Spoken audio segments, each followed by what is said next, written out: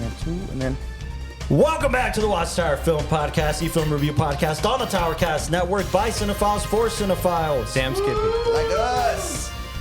I love it. Can we do that every time? Wowie, wow, wow. Can we celebrate the word cinephiles instead of putting it down like you guys usually do? Wah, wah. Who does?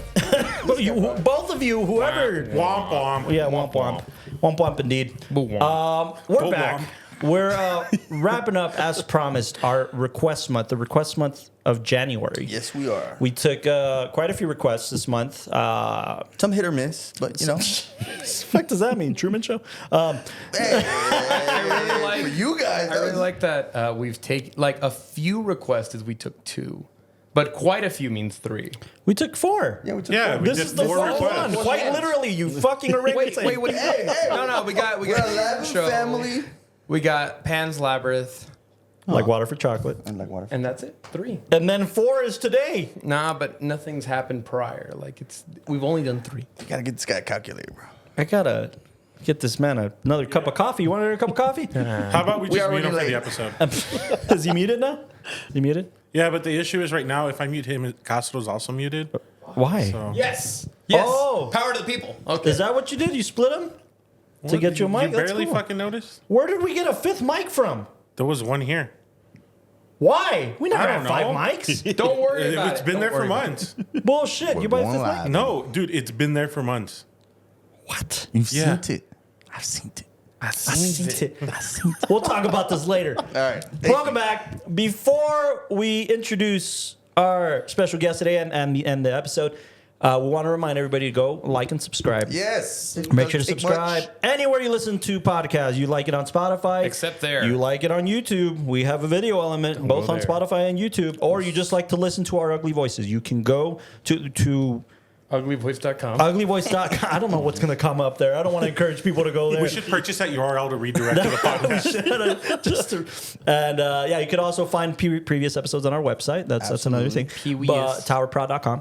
But you can go previously on the Towercast. But you could find us anywhere. Major Yes. podcasting platforms: Amazon Music, Spotify, Apple Podcasts, Google Podcasts. Just like and subscribe. We we got some announce? pretty big situations coming up this year, so we really want people to tune in. And Can we announce the list that we were on?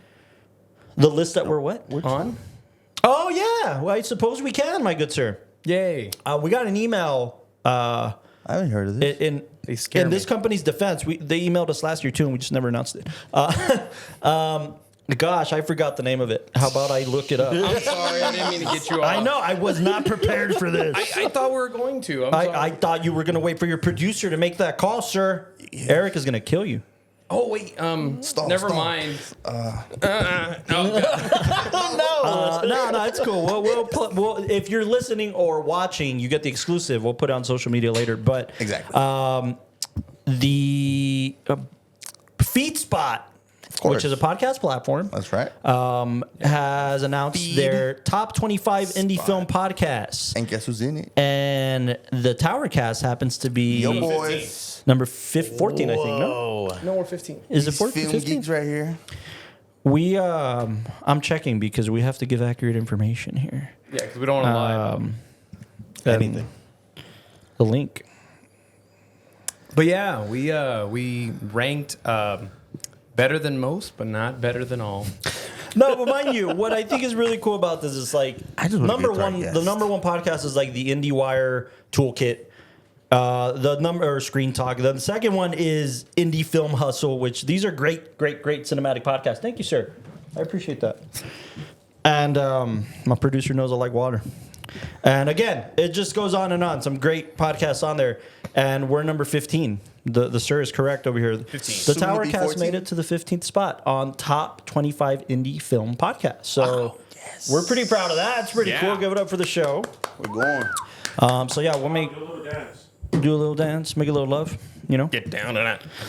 But yeah, that's pretty cool. And we haven't lost it it must yet. mean we're doing something, right? So thank you guys out there for voting for us. I don't know how Appreciate the process it. works exactly. I think they base it off listens and views and stuff like that. So thank you for that. But yeah, top Sex appeal. 25 indie film podcast, which is pretty cool. mind you, this is the Tower Cast. This isn't this show. It's Yeah, Tower it's Cast. our It's our interview filmmaker podcast, where we talk to other filmmakers. But thank you guys for that. We really appreciate that. Shout out again to the very illustrious Feed Spot for putting us on the list. Shout out to you guys. Thank you so much. Speaking of not ugly voices, yes, let's get to our guest. we have a very special guest today. That's me. That's my cue. I was going to introduce you by. No. I was going to introduce you introduction right here. by. Don't let me by down. name. Don't let me down, dog. But I also understand how I don't want to say precious, but anytime he's ever introduced himself, he gives you his full name. Yeah. And that's why I stuttered, because we know him by Grizz, right? This is the man. This is the Grizz. I know him by but I will only call him. but the way this man introduces himself, which I think is okay. Fernando Antonio Montejano, Yeah. That's a a.k.a. name. Grizz, a.k.a. the King Grizz. Grizz is... Internationally known. AKA King Grizzard and the Wizard Lizard. Ooh, My I favorite like bands. and this man is just above and beyond. He's a fellow cinephile. Oh, yes. And of us? and we caught that because he's come down to the live podcast and has had some conversations with us. And that was the very good, awesome, organic way of us meeting is him, I guess. And Exactly. you could tell your story if you have a version of this that I don't know, of just coming down to a film event at the local film cafe and just sitting in on, four losers talking about cinema. And a table. Anyways, but he's also on the radio. You may have heard his lovely voice I know in the you have. mornings on Iris in Grizz in the morning. Yeah. On 93.1 Kiss FM. Woo! So go check that out if you haven't. It's a ton of fun. I've had the pleasure of being on the show to talk cinema on there. That's true. And that was a fun time. And they were graciously had me on to talk about So Who Was It This Time, which they didn't need to do, and that was super. Not awesome. only that, and I'll close out this intro with this, but the man over here, this very talented man, also wrote a review, like a long review on So Who Was It This Time, Oh, yeah. and it's like the best. I should frame that because it's like the nicest review that anybody has. But there's been some reviews out there, and we appreciate it. But this review was like tore up the film and broke it down. Was it just like a kiss butt, or was it like No, you know what? like broke it up and I like said this but I is don't what like- this film is saying and the humanity about this and that. I mean, it just like it That's really nice. warmed my heart. It was because it wasn't just being nice for the sake of being nice. It was like seeing a piece of cinema and connecting with it. That's what we and want. that's like I'll forever be grateful for that. So give it up for Grizz. He's on the show today. I'm blushing. Well, for thank being you. on, I man. appreciate it. Honestly, I think if I remember right, the way that I found you guys was just that I hung out at Aaron and George's a lot when they were still doing the film cafe stuff. And at one point, I'm pretty sure the owner told me, Douglas, he was like, "Hey, we're gonna have these guys come in. They're gonna do this live thing. They do the podcast. You should come and hang out." And I was like, "Oh yeah, that sounds really cool. It sounds like a fun event." I was still, learning El Paso. I was still trying to meet people and see what I could get Absolutely. involved in. And when I heard that you guys are going to be doing a live podcast filming where not only you were going to be talking about the movie, we would also get to watch it together. I was like, that's my jam, That's what I already forced my friends to hang out and watch movies and listen to me talk about them. Yeah. So I was really excited to get to listen to other people talk about film and just to see how much other people love it as well. And I mean, you guys touch on so many of the same points that I see when I watch these movies, and having all of you there is really fun to split all of the opinions, to hear the different things that get brought up, because each of you has a different brain, has a different eye for the movies. Exactly. So it was cool. It was really, really cool to just get to sit there. And then on top of that, you invite people up to talk with you. Yeah, absolutely. That's That's our favorite part of doing the live podcast. It's Absolutely. amazing. It's Yeah. super cool. So I found a space that felt like home, and I'm glad that that turned into me getting to actually come here to hang out with you guys in your So space. cool. Absolutely, Beautiful. man. As mentioned before on the show, we are trying to work out the live podcast thing now. And we've mentioned it. Shout out to Doug and to Rebecca and Aaron and George's. They're doing something really great right now for local calls, and we support that. And more power to them, absolutely. But now we are forced to find a new venue to do our show at, and we don't want to give that up. We really very much want to keep doing the live podcast. So It's so much fun. So right now we're working that out. We have a couple of front runners for the spot. And we're trying to figure out. So we want to talk to you guys more live in person. We even, for a little while, Grizz, we entertained the radio thing, right? Since you know what I'm talking about. We radio. entertained the whole, because notion. or what used to be Anchor, which we would use now is turned into Spotify podcasts. They used to have a function like built into like your subscription where people could call in and leave you a voicemail. And leave you a message and stuff like that. And we were like, we should do that. And like we'll open it up, and then we kind of maybe tried it once and got like one thing, and we're like, Yeah, and it was about our car's extended warranty. It wasn't even a good voicemail. yeah, but we had a whole thing where we're like, well, we'll do it that way. We'll have people tell us their opinion that way. And what we ended up finding out is that it was better for people to just comment like on social media and I have this opinion or I have that opinion, or so we get a lot of YouTube comments. We could tell stuff people like they're wrong. yeah. But anyways, absolutely, we love doing the live podcast, and I feel weird calling you Fernando. I don't want to call you Fernando. You can call me Grizz. Grizz, More bro. people call me Grizz than they do my real name. Yeah. So What do you prefer? Either one. Yeah. Honestly, Fernando Grizz. Fernando Grizz. you can call me Frizz. Frizz. The Frizz. Pick one of the best movies you Frizz can in the pick. morning. No, but Grizz I don't is think you like... can say that on public radio. Oh, no? Frizz in the morning.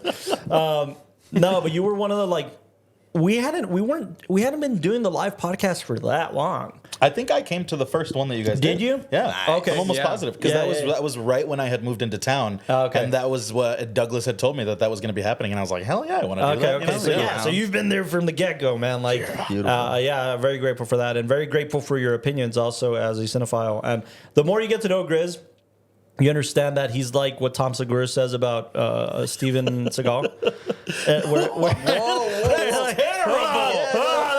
Let me get there. Tom Segura, I'm very positive this is how people feel about me.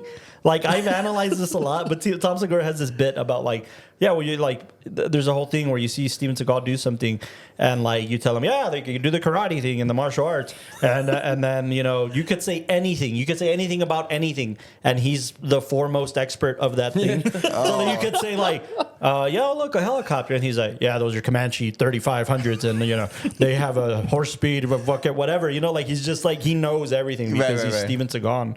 Apparently has done everything. He has to know everything. So when you talk to Grizz, you realize the more you talk to him artistically, he's like a slam poet and loves music and supports like open mics and comedy and like all sorts of shit. Artistically, he's just like, I love all of it. I want to be inside this world of art, and cinema is very much one of those, if not the amalgamation of all of them. It really is. So, I like the second part of that. It's just the first also part great. was kind of weird. No, he really knows how to put himself in people, Hey, man, I get in there.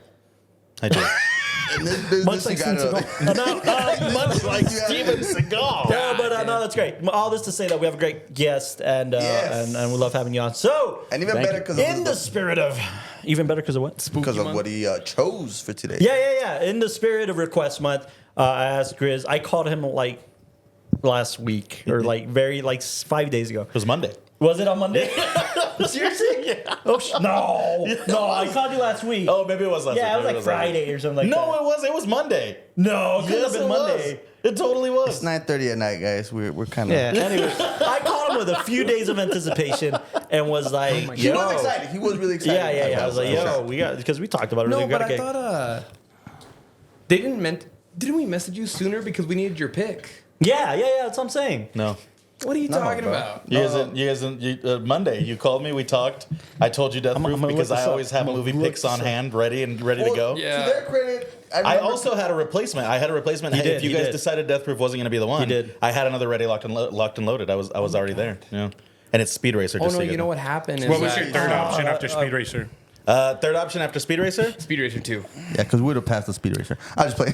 You know what? I don't know that I had a third option after Speed Racer. It was Death Proof and Speed Racer. I feel like you would have picked something. He was ready for only one rejection. So Austin. Grizz is like a double No, you barrel know what? shotgun. He can only give two at a time. That's it. I That's was it. right. Was it last week? It was Thursday of last week. Okay. Well, Yeah. I feel like you would have picked something like Sin City or my something. calendar's off. Yeah, a little bit. You know what? No. I like Sin City. It definitely would not have been one that I'd pick for Oh, to that come would've been to come interesting. here, like to watch Right, with you right. guys. Exactly. Like Okay, I knew okay. I had to pick something good. Speed Racer is one of those where I've watched it so many times and I've studied it so much much that I already know that one is like it's a cinematic masterpiece that has been buried in the rough, and I don't think it gets enough credit from Who people. directed that? Randall? It's the Wallace? Wachowskis. Oh, it is the Wachowskis. It was the Matrix. Wachowskis. Yeah, They directed it. They came up. You know what? This is. It's not the episode. No, but go. they came up with camera techniques that are like that have been innovated and have become like love bigger that things here. today. But they came up with camera techniques specifically. They even created a new camera, a new like camera rig Right. that would make it so that they could capture the feel, the smooth feel of animation because it was Speed Racer. It was anime.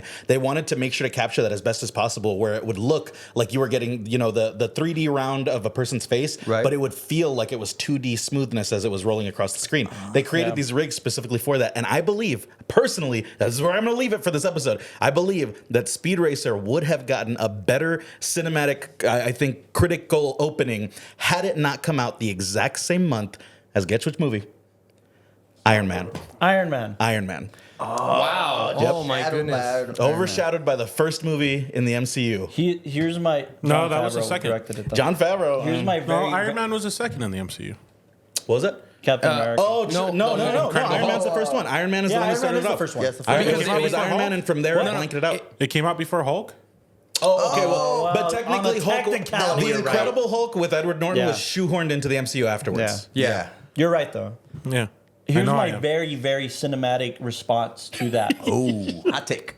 Hot Yeah, take. it's Speed Racer. If we watch it again, but it's I Speed will. Racer. I will. It's I Speed cry Racer. at that movie. It is so goddamn dramatic. I should have picked that I one. think there's an element, and maybe I'm wrong What year did because this I'm. come out? 2007? 2008. I love Emil Hirsch, by the way. Like I really do Yeah, love I Emil Hirsch. remember him. So, yeah. I think, and I don't like this about cinema, but maybe this is the case with all art to an extent. I think there's and the director we're going to be talking about today fucking lives and thrives off this principle, I think. There's an element of cool in cinema that just has to innately exist. Right. It just has to exist. Like this shit is cool. Yeah. Hollywood. That baby. Speed Racer ain't cool. No, wait. It really is, what you man. said. And if it is, and you see what I'm saying, right? And if it Yeah. is, it's like cool amongst anime fans. When was You the know what I'm last saying? time you watched it? I've never seen I it. was a kid. Yeah, Yeah, you same, need to same, watch it again. same, uh-huh. There is Yeah. there is cinematically there is something there, and I believe that The you'll see it if you Wachowskis rewatch always it. had something to say It's so cinematically. good. I'm sorry, Michael. Oh no, I was gonna say the last time also I bring out saw something it because from- I've never seen the movie. From Speed I was Racer? like in line with my parents at Kmart as they you were can. checking out, and it was on the like display. What an TV. outdated Racer. sentence, by the way. Yeah. I know, right? yeah. Kmart's aren't even around Like anymore. I don't know, I don't think anybody will know what I'm talking about, but I remember like you would leave the Kmart and then there was like a TV somewhere, and yeah, that's where I saw it. What does that mean? I mean, does that mean like I was kind was of the you last sound time. Like, I was kind of bummed after saying it. No, Actually, no, no, Like, it was like the maybe it was no. It didn't wasn't- McDonald's have fucking toys promoting the film and shit? Like it got What promotion. does that mean? It's a bad movie because McDonald's no, wanted not to the get script. credit? I just mean it fucking bombed and it got a lot of promotion. Yeah. Did Yeah. it bomb? Was Yeah. it like a bomb? No, Eventually if became I a- remember right, it actually did really well. Again, the main reason, when I went over it and I was looking through it and I was figuring out why it didn't do as well, it didn't do as well my because of Iron Man. It came out the exact same time. The budget was 120 mil and worldwide it grossed 93, so it didn't even make its budget. Hey, man. So it bombed. It was good. It was And it's good. also like It off became the a cult classic, I heels guess? of the Matrix and the Matrix trilogy, not including their anime. I like their anime, the anime, but it come on, it's probably the best thing they did. I don't They know. did Cloud Atlas also, no? Yeah, Or they one did. of them did. Oh, Cloud Atlas was not great though. Yeah, I was about to say. I was like, oh, please don't say I'm it's good. just saying the Wachowskis now, the Wachowski sisters, right? They're coming back up. Yeah, They're they also about to make another Matrix movie. I didn't like the last Matrix movie. You didn't? The Resurrections? No. It was. I think. I didn't even see it. It was I didn't see the way. last It was one. way too meta, and it felt for. This Yeah. isn't even the movie. These aren't even the movies that we're talking about. We're Not in the slightest, but it was great. It was Yeah. great. It's great. We're So good. wait. Connects. I guess before we jump into it, I will say this: I do believe firmly. I don't think that I could make believers out of you, but I do think that we all need to watch that movie All together. right. We'll I'll add it to bring the request list. We'll Yeah, add it to for the sure. request list. Speaking of requests, the first option, the right option. No, I'm kidding. I'm kidding. He came around, boys. Who are these gentlemen on the couch? You're right. though? You're absolutely right. Let me introduce They know my what's fellow co-host, Mr. John Castro, offering a acting perspective. Just that you're an acting connoisseur in general. Why'd you say that with stank? Like why? acting kind of Thor. Because after this short film I did last week, my confidence just went through the roof, bro. What short film did you do? Bro, I asked for a Gatorade. They had a Gatorade once I got on set. What the fuck you mean? Anything you've asked for, we've gotten you. What the fuck does that mean? But they said they actually put on like my whatever. Your writer, yeah. I was like, oh, because I like blue Gatorade, and they had blue Gatorade on set. Bro, come on, you know what I mean, right? No, I don't get blue Gatorade. Like, No, not just that, but we've Anyways, done that that's for why I have this fucker. confidence. Anyways, yeah, this guy's here. Fucking whatever. Mr. Michael the Law offering a cinematography perspective. I'm still like waiting that. on Blue Gatorade? blue Gatorade.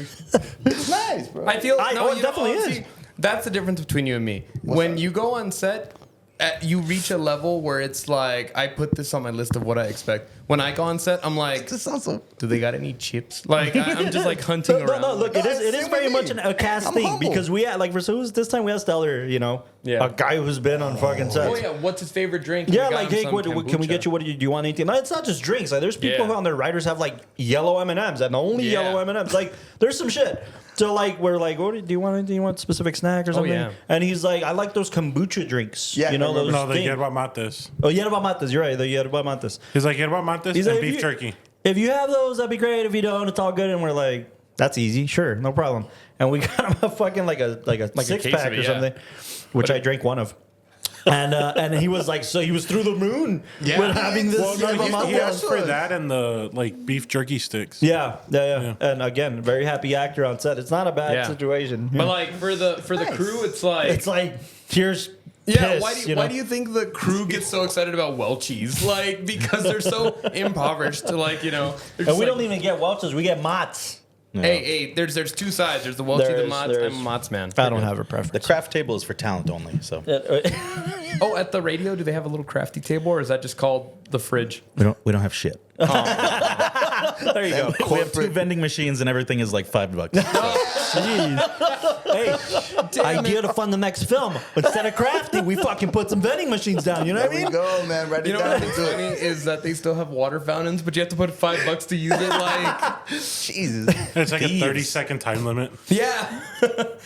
And for the first 15 seconds, it's warming up. Like, Mr. Austin Young, making sure we're sounding good on the ones and twos. And I love that guy. in radio talk, our engineer, and in non-radio talk, our editing and producing perspective. Good job. You got the words out. hey, I tried to. Austin, are you a faders man or are you a pots man? Faders, to answer your question. Can you just, I guess, for the audience that don't understand that? I like to just, I like to play. it's like a little violin. I'm sorry, that's the only like thing I remember from audio class. From is, audio like, class, from Pat faders and pots. Petrowski's audio class at Pat UTEP. Petrowski. I'm your humble film servant, Carlos M. de la Torre, offering a writing, directing perspective. Prove it. What does the M stand for? What does the M stand for? Yeah. Magnificent. What's your mother's maiden name? Yeah. What's your mother's maiden name? What street did you grow Why up do on? you sleep humble, man? Do you love this shit? Are you high right now? Do you ever get nervous? Calm down, Drake. Yeah, Wait, why didn't you say movies, Carlos? Because I don't like that word. I make films. Films, Remember, baby. like Billy Then, Walsh then and your middle Nachos? name He should have been never saw- Fernando.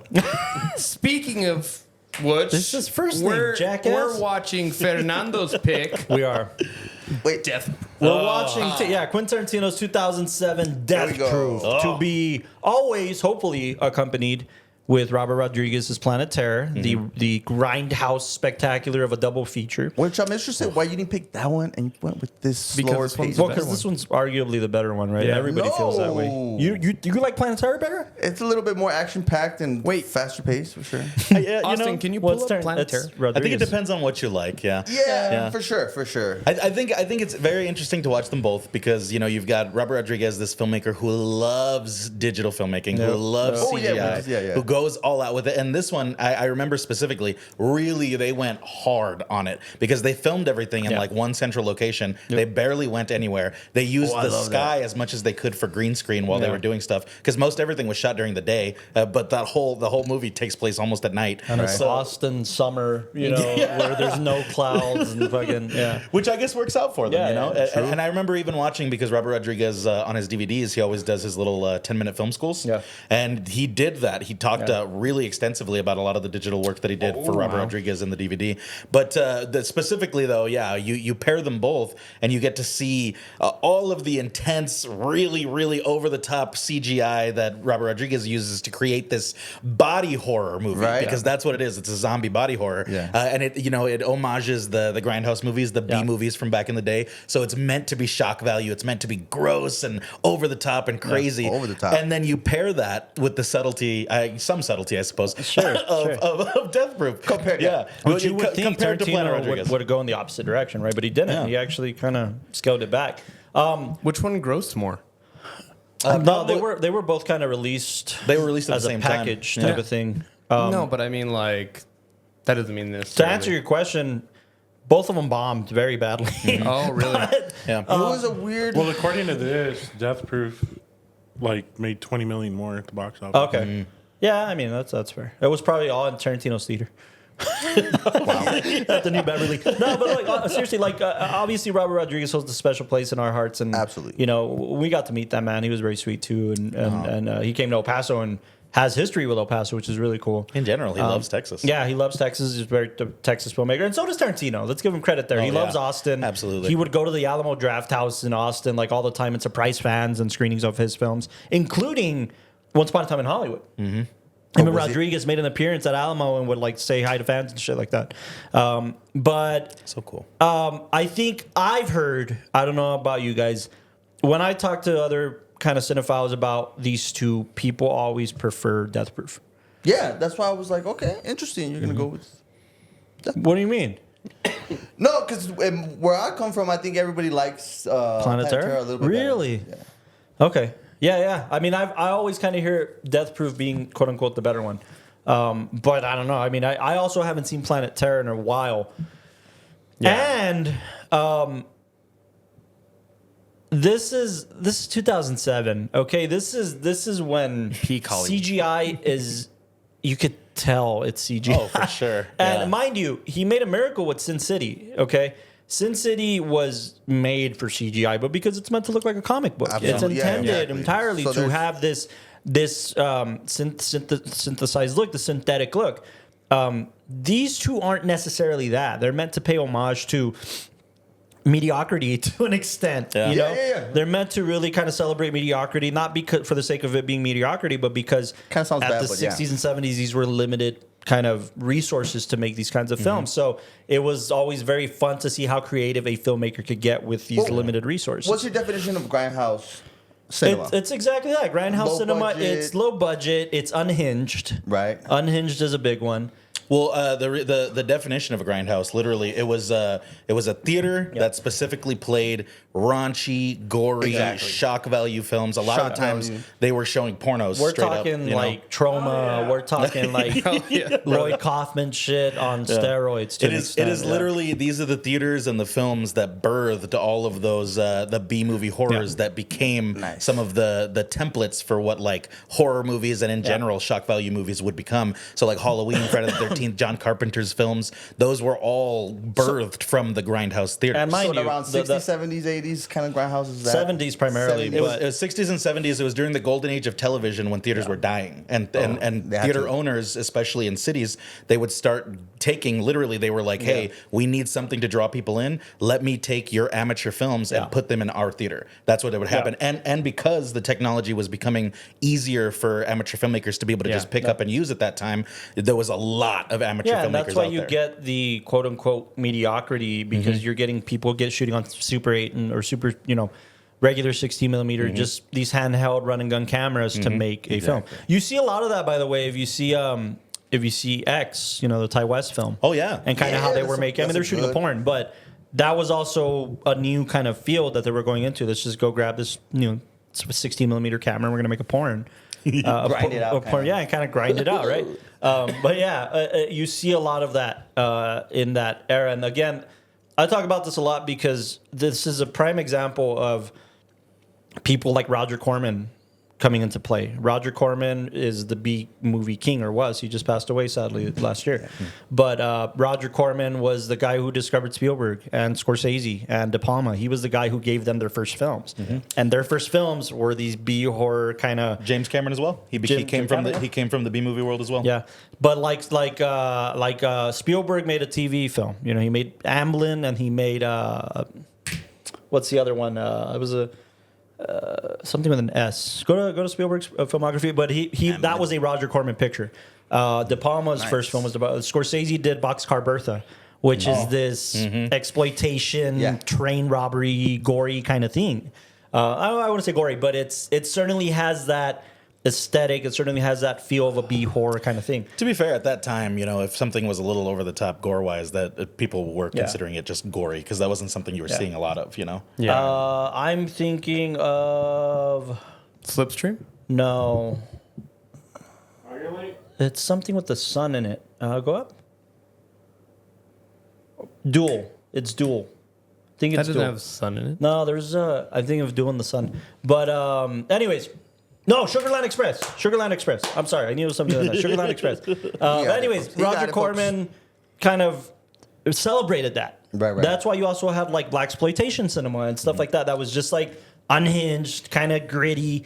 And then that lends itself into the horror genre, where you get the John Carpenters. But remember, this is that 69 era where cinema's changing, where That's why I said Easy 60, Rider 70. is doing, you know, unhinged drug, sex, and rock and roll, right? So It's also an era where a lot of minorities were starting to come into play because because of the equipment was so much more readily available. A lot of the people who were making stories were black people. There were Hispanic people in these different neighborhoods that existed in these populated cities where the theaters were looking for new movies to come out. So you were seeing a lot of black people, a lot of brown people, a lot of women, a lot of Asian people on film for the first time in a way that was them getting to control the narratives. expressively free, right? And you had it at the studio level, which is what the Coppolas and the De Palmas and the Spielbergs, Scorseses were doing.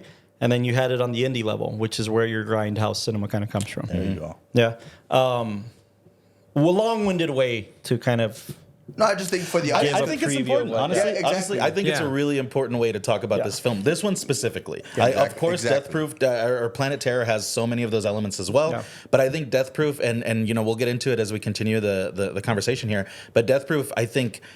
Personally, for me, I believe that understanding this movie and getting to see it in a different light means knowing the history and where it came from. And I think it's personally because Tarantino knows that history. And we know that because he's autistic.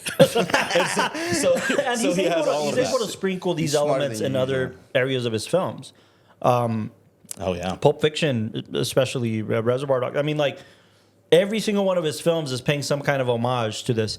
Jackie Brown, for instance, is an entire homage to blaxploitation cinema, and some of that those grindhouse elements. You know, this was just him and Rodriguez getting together and being like, "Fuck it, let's have some fun. We've made a name.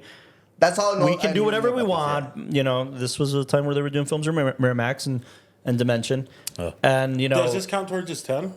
yes, it does. Yeah, he wouldn't want it to. He disowns this film a lot. Yeah, which we'll get into. He really disowns this film. Like, I think there's like one other, right? It's the Oliver Stone one. But he only wrote that one. He didn't direct it, right? But True Romance. Yeah. But no, his directing, he kind of disowns this one just because this man, dude, he's a spoiled fucking brat. And by the way, I've said this on this podcast. I think Tarantino is a great filmmaker. I think he's a cinematic auteur, well within his right. But there's elements of his personality that piss me off, especially after I heard an interview. Didn't you once say that Tarantino is for those that are still in the university? Yeah, he's the cool filmmaker, of course. He's the cool. No, not anymore. By the way, like his rock star shit. Yeah, absolutely. Pulp Fiction. But I told you his new stuff. Once Upon a Time, I was like, yo, he's No, I love Once Upon a Time in Hollywood. I think it's his best film. I think it's certainly my favorite film of his. But I think everything after fans, you know, he's been talking a lot. I think everything after Django Unchained is seeing him mature as a storyteller. I agree. Anything before Django Unchained, he's still trying to be cool. He's still trying to be a badass. He's still trying to have RZA from the Wu-Tang Clan score his films, which is badass. Yeah, but that's where it ends. It's badass. It's not the cinematic original. No, it's not. We just need badass. Yes, which is where Death Proof comes from. But my point with this is that a filmmaker can make a choice like this, like Tarantino. He can make a choice and say, yeah, I know what I'm doing. I'm not wanting this thing. The reason I say he's a spoiled brat is because this man comes off of Reservoir Dogs. He wins Sundance after working in a video store for fucking 2 years, okay? That's great. Yeah, right? Like, he wins Sundance. He meets Rodriguez at Sundance. They become fast friends. You know, he's there with a mariachi, and they do all this thing. And then his next film is Pulp Fiction. Spoiled? And no, but that won the Palme d'Or at Cannes. He's critically celebrated. He wins an Oscar for that film, for writing, right? For screenwriting. Yeah. And again, he gets spoiled in that regard. Every film up to Death Proof is critically acclaimed. Either wins awards, is nominated, or does really well at the box office, or all three. Death Proof was panned by critics. It fucking bombed. And then his excuse, you know what he made after this? You know what his immediate film after this was? Inglourious Bastards. He made Inglourious Bastards next. Inglourious Bastards put him back on top with the critics. Yeah. You know? He, to Robert Rodriguez's face, you can find this interview. Rodriguez had a series called Directors on Directors. I think that's what it was called, or something like that. He talks to John Carpenter. He talks to James Cameron. He talks to fucking legends, right? I think Coppola was on that. I think De Palma was on that. He talks to Tarantino. It's his buddy. And he basically says, like, I'm not making another stinker with you, dude. Like, that was like... Everybody hated that one. You know, I'm not going to make another stinker with you in so many words. You know what? You're definitely onto something as well, because although I think like now when we look back on it, Jackie Brown is a really great movie. I think it's amazing. He also did not like Jackie Brown because that one didn't do as well as the other movies. So, but cinephiles who respect his work, who love it, see the value in something like Death Proof. You can go back on episodes of this podcast. I wasn't the biggest fan of Jackie Brown, but I can tell at the very least, though he's paying homage to blaxploitation, he's trying to do something original. He's trying to do something cinematic. That's what he's not just trying to be cool. Be cool, bitch. Yeah. He's not just trying to be cool and have people celebrate him. And this fucker's an egomaniac. He loves people sucking his dick. And that's fine, whatever, man. As long as you can make good cinema, and he can, who the fuck am I to say anything? Exactly. But my point is that this was the era of Tarantino where he was being an asshole because people weren't patting him on the back. And that a filmmaker will make a film because they want to explore something. And he did. And now he regrets it. He disowns Death Proof because, well, yeah, that's my... And then he, later on, when he kind of finally accepted, like, all right, I guess it's part of my filmography, part of my 10, he says something along the lines of, like, if that's my worst film, I think I'm all right. Like come on, dude. So anyways, that's my rant about Tarantino. And again, I think now, I've been hearing him a lot, like, go on Joe Rogan and on Segura's podcast and shit. He's grown. He has a little more to say now. He has a little more. Sure. He has his head on the shoulders a little better, and I think just age did that. You know, and having a kid and everything's kind of gone through the past few years. You know, for instance, he was well set on making the film critic be his last film. You know, he wrote this film and he was casting it already, and things were going. And then he's like, "Whoa, maybe not. Let me take a step back. Let me see what I really want to say with this quote unquote final film." And anyways, my point with all that is that I think everything after Django Unchained, The Hateful Eight, you know, Once Upon a Time in Hollywood, I think he had a lot more to say about many things, but due in part to how he was making these, taking risks again. Okay. But not just trying to be a show-offy director. He had more intention with these films. So let's go. Death Proof, completely intentional, completely trying to go after something. But he's still trying to be cool. Yeah. He still just wants to be a badass and do this. I'm not saying that's wrong. I'm not panning that. I'm just saying that most people will see Tarantino and say, genius. Sure, maybe. But he's also just emulating things to fucking be cool. And I think storytellers that we respect want to say something more with more intention. You know, not just like, well, I like these kinds of movies, so I kind of want to look like that. No, and then this one's also very much on the nose, but it's because of the history and where it comes from, and that's why, like you said, we can't really talk about this film without talking about like where it's coming from, because then it seems awkward. I remember you were bringing up like, oh, it's weird. Like when I saw it when I was a kid, it's grainy and it's odd and the way it's shot. And it's like, what? Like, why is there a movie coming out that feels so raw and incomplete? And My feeling how it wasn't there yet. Typically, when you had something like that in the movie theaters, right? Yeah. The grain represented one of two things. You were either a very successful film that is now in its third run, in some shitty movie theater. Oh, wow. But you opened to 400 million, whatever. But just right? the constant. Or you made it and processed it on very shitty film because you couldn't afford it, and it's gonna tear easily. Eventually. It's gonna get a little with Dusty. a few more runs. No, I didn't know Dusty. that. Yeah, they don't take care of the prints or whatever. That's why you have like missing print. Just like what I respect We need to about stop. Tarantino in this scenario is these aren't digital scratches. They actually scratch the negative. And you know wow. what? And that's it's so noticeable because when I watch this movie, and I think that's one of the reasons that I really, really enjoy it, is because of that vibe. Because I love watching the classic films that sit on that have that real grain in them, that are obviously shot on film. And this one, it's not something that's emulated digitally. It's something that is right there on the actual screen, and you can feel it. And you can feel it. And I think it lends credence to what he's trying to do. It does. It does. My only gripe with him using this is we see it for the first half, and then it gets pretty for the second half of the picture. So that is actually something I believe was intentional, and we can jump into this. Okay. Yes. So this goes into my theory as far as what I believe the film was supposed to really be. Theories. So I'll let you go first, Michael, because you actually haven't. This was your first time watching it. Yeah, so but I was gonna say just so we what we can came for. dive into it. As always, we give ratings, and you're our guest, and you pick this film. Oh my God, what do I read? Not only do you get to give your rating first, but you get to decide who gives it after. Yeah. In which direction, and we'll who gives the next, however you want. We've meandered and we'll say why we give our rating and all that. But just so we can really dive into the theory, because I know you were describing it earlier. We'll go rapid fire just so we can kind of get through. But You always like to go fast, don't you? Mind you, always.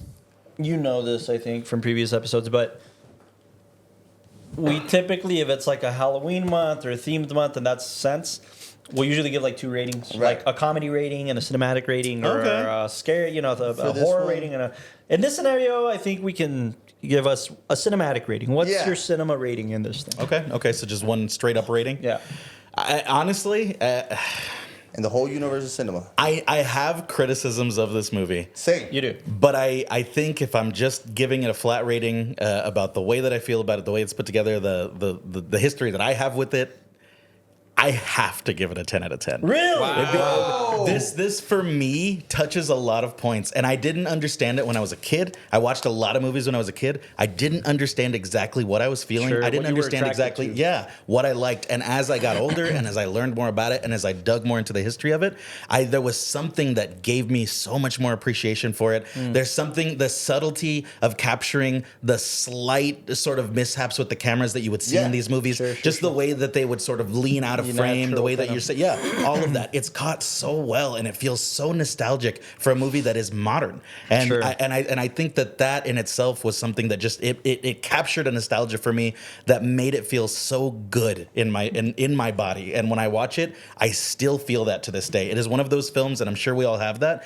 where you can watch it every single time, and there's no point where you want to turn away. It is one of those movies for me that I do not look away from. And you mentioned Especially that last earlier, chase kind of scene. while we were screening it, that it was also kind of a comfort film for you, right? You were kind of just put this on to fall asleep, and this was something that just kind of. And again, like I said, I don't know where that came from. It felt comfortable for a really long time, and so I'd keep watching it. And then as I got older, there was a deeper appreciation I had as far as the cinema of it, and not just a movie to throw on. Yeah. Do you feel like that came from a place of? Well, I have 2 questions for you. First off, do you feel like two-parter? The two-parter. As Cosmo said, there's 2-part right here. Do you feel like, first of all, that comes from a place of? I'm the same as you. I grew up loving the bonus features on the DVD and seeing how something was made, and seeing the sausage get made is what made me want to become a filmmaker, right? Naturally, or at the very least, learn more about how they make this godly thing, right?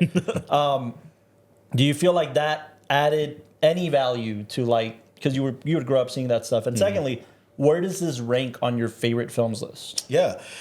So as far as like, getting to see the behind the scenes, especially, I mean, because this one, when it came out with Planet Terror, I mean, I bought the Grindhouse double feature when it finally came out on DVD. You know, I was big about it, and so I got to see the behind the scenes features, like I said earlier, for Planet Terror, and I also watched them for Death Proof. And so getting to see the ways that it was made, and getting to see, especially again at the time before really like getting to know who Tarantino was, and I was just a kid who was like, yeah, this is fucking sweet. Yeah. Getting to hear Tarantino talk about it, and getting to hear him especially sort of contrasted, like side by side, like I said earlier, with Rodriguez's love for the digital cinema, and then getting to feel the full practical effects of this movie sort of side by side with that. I think that in general, for these two movies was a big deal for me, because I got to see two sides of the film duality landscape. of that. You know, with somebody who was moving into the more modern world, and somebody who was really trying to take us back to what existed before. That duality definitely is interesting. On so that was a big deal for me, getting to see that. I think I really enjoyed the hell out of that, and it also gave me appreciation for both. So I was never this person who was like, fuck CGI. Yeah. I was like, you know what? I see both of them, and it's great.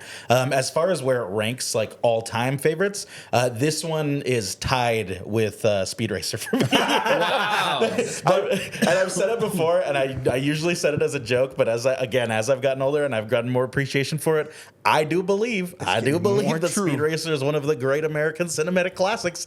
But that's a conversation for another day. It is, but You're telling me. not that you have to give a value to it, but is there a number that you would say on your? No, you don't have to. If on a scale, God, I don't know. Death Proof just ranks really high. I'd really have to sit and think about it, because I love so many different movies. I love so many different styles of movies. You know, all over the way. I don't like to just like lean into one thing. Yeah. Even though two of my tops are car movies. I'm not even like a car guy. I know, like, but don't worry, none of the characters in this were either. By the way they were talking, Jesus. We're gearheads. Fuck you. No, you're not. Yeah. Nobody says that.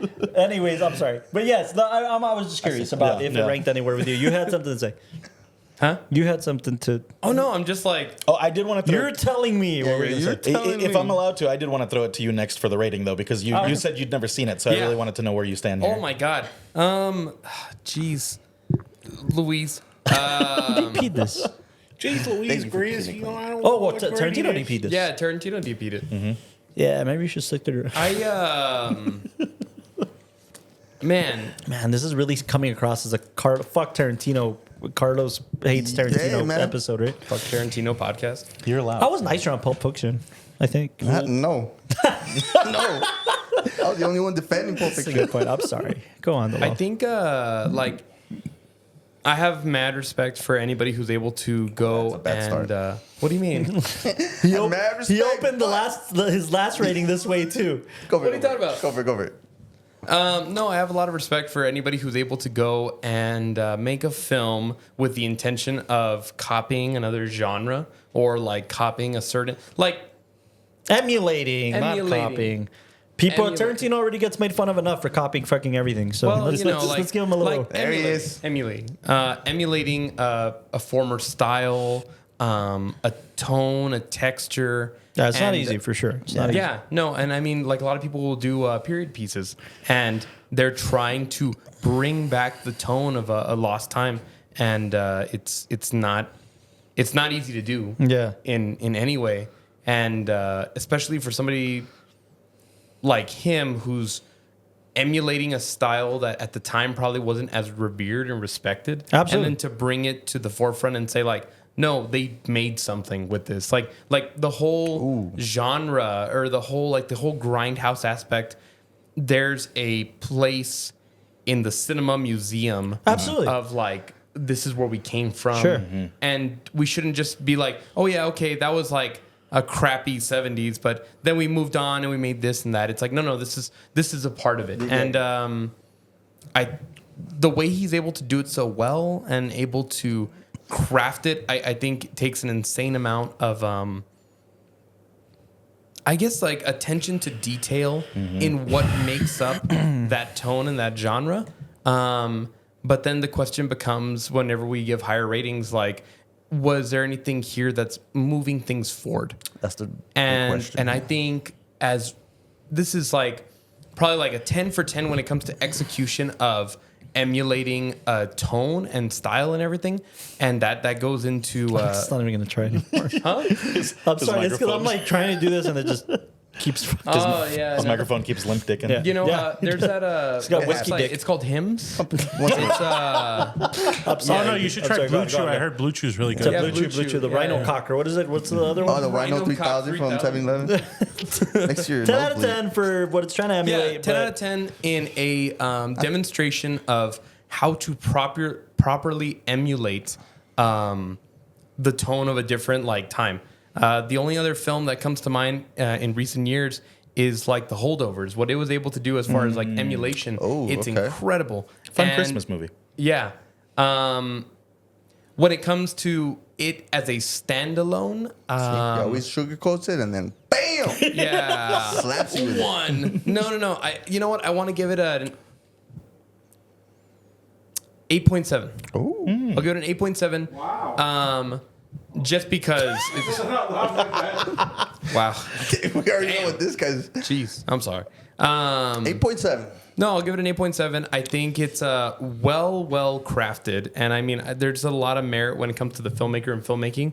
I don't think it's able to bust past a 9 because it's not innovating anything. But when it comes to a well crafted film and hyper intentionality when it comes to the story and everything, even like what's insane about it is the fact that we had an argument during watching this film where we had Grizz and Jason both saying like, whoa, wait, we're watching this version? And then we're like, Yeah. what are you talking about? Like, the movie's just going to go on. And in retrospect, we probably would have been fine. Like, No. no. And no, the pacing bro. would have been I substantially would have been better, I lost. think. Honestly. Yeah, no, but we would have been fine. But it was like, we took a solid like 15-minute pause. Well worth it. So we could like search through and find the correct version, which included The extended like, cut. A lap dance with the woman clothed. Just Bro, quit like that going lap around dance it. was Was Mind it you, worth I think there's a one of the trailers, one of the fake trailers or whatever, Yeah. had a woman completely naked for yeah. the better half of 30 seconds. beautiful. And then she does the splits on a knife. Yeah. Oh, yeah, dude. That was. But they were losing their shit Quentin over is- a clothed shorts woman. I'm not saying she wasn't attractive. I'm just saying in flip flops? in flip flops. To be fair, my argument at that point was that the theatrical version had other things in More it. intimacy. I was definitely not arguing for the lap dance. And That you was even said the pacing thing too. You were like, I think that the pacing's going to be better on this one.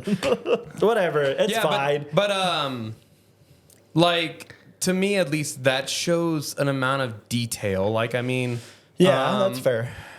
it shows that like I'm going to release something that I know I shot way more for, and I would want to show way more. But to in the theater give you that experience of the Grindhouse picture and like have like a scene missing.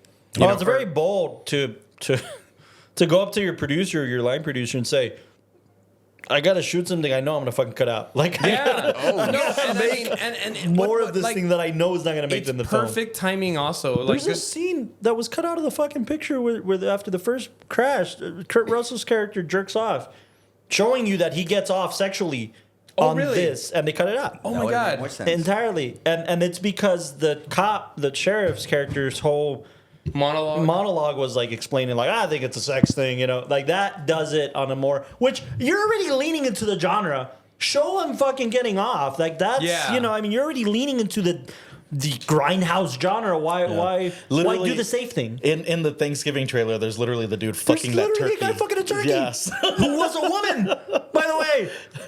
Okay. Anyways, What Right are now, your baby. Thanksgiving traditions, good old Christian boy? well, you sit on your high horse. Yeah. My point is, like, lean into it. Like you're already doing but that. I mean, but like again, it goes back to intentionality Yeah. because he could have put that missing thing Yeah. anywhere just to say, "Oh, I'm also adding that." Homage. Sure.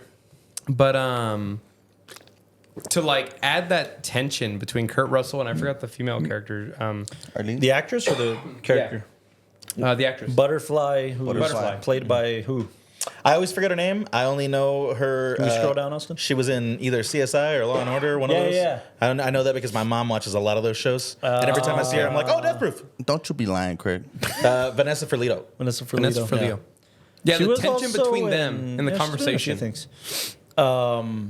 No, she was terrific. By the Yeah, way, she was great. She was a terrific actress, and obviously, imagine being toe to toe with fucking Kurt Russell, man. It's Kurt Oh no, Russell. and then the tension And they Kurt made. Russell did great. Yeah, he did Yeah. terrific. Oh, dude. Amazing. The tension they made in that one scene, and then for that to be the one where it's like, oh, scene missing after it's like Yeah. the agreed lap dance. By the way, Like, the only other place I've such seen great- Kurt Russell this kind of unhinged and Oh, the Santa Claus one that just came out. absolutely no, but relatively close chronologically, Guardians of the Galaxy 3. Yeah, when he's fucking insane. Yeah. Oh, yeah. But that's where I felt I've only seen Kurt Russell do that in like 2 films. This one and that one. Yeah. The other ones, he's Kurt Russell. He's the American treasure. He's You obviously haven't seen Miracle.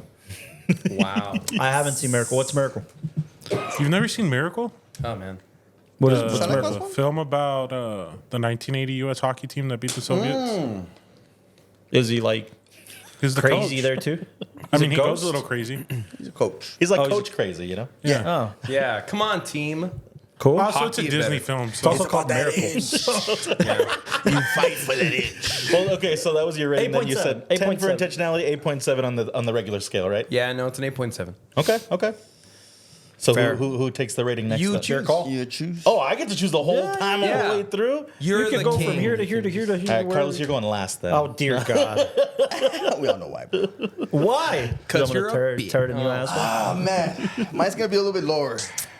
I'll give it an 8.5 just because I feel, wow. And he's a big Oh, sorry. Tarantino fan, man. Wow. I don't know, I feel like it was an unfinished Quentin Tarantino kind of film. Oh, that's interesting. That first half didn't really have me interested on the character, or it wasn't enough to have me invested in the characters. Oh, dude. I just, No. I agree with you that it feels unfinished. I felt the opposite. I The was second? in for the first half. The second half was just like, all right, this is cool, Yeah. but I didn't connect with it at all. I connected with the first half a lot. There's at least that. No, like that whole monologue about the he's gonna do this and he's gonna hit on you this way and he's gonna say the Robert Frost poem and Yeah. like that's fucking cool. I Right. dug that. Anyway, I'm sorry, but yeah, anyways, you All right, had more yeah. to say. I give it an 8.5 just for that. I think it has one of the best villains I've ever seen in Kurt Russell. He also has one of my pet peeves about a film, about a character. What? I don't know if I should mention this. He's this dope ass, this charismatic. And he's a little bitch at the end. Yes. Okay, so Yes! the theory that I want to tell you guys Big about pet once we peeve go of done mine. with the ratings, Yeah. I touch on all of this stuff. All right, I'm so all right. excited. And I'll say this as a small preview.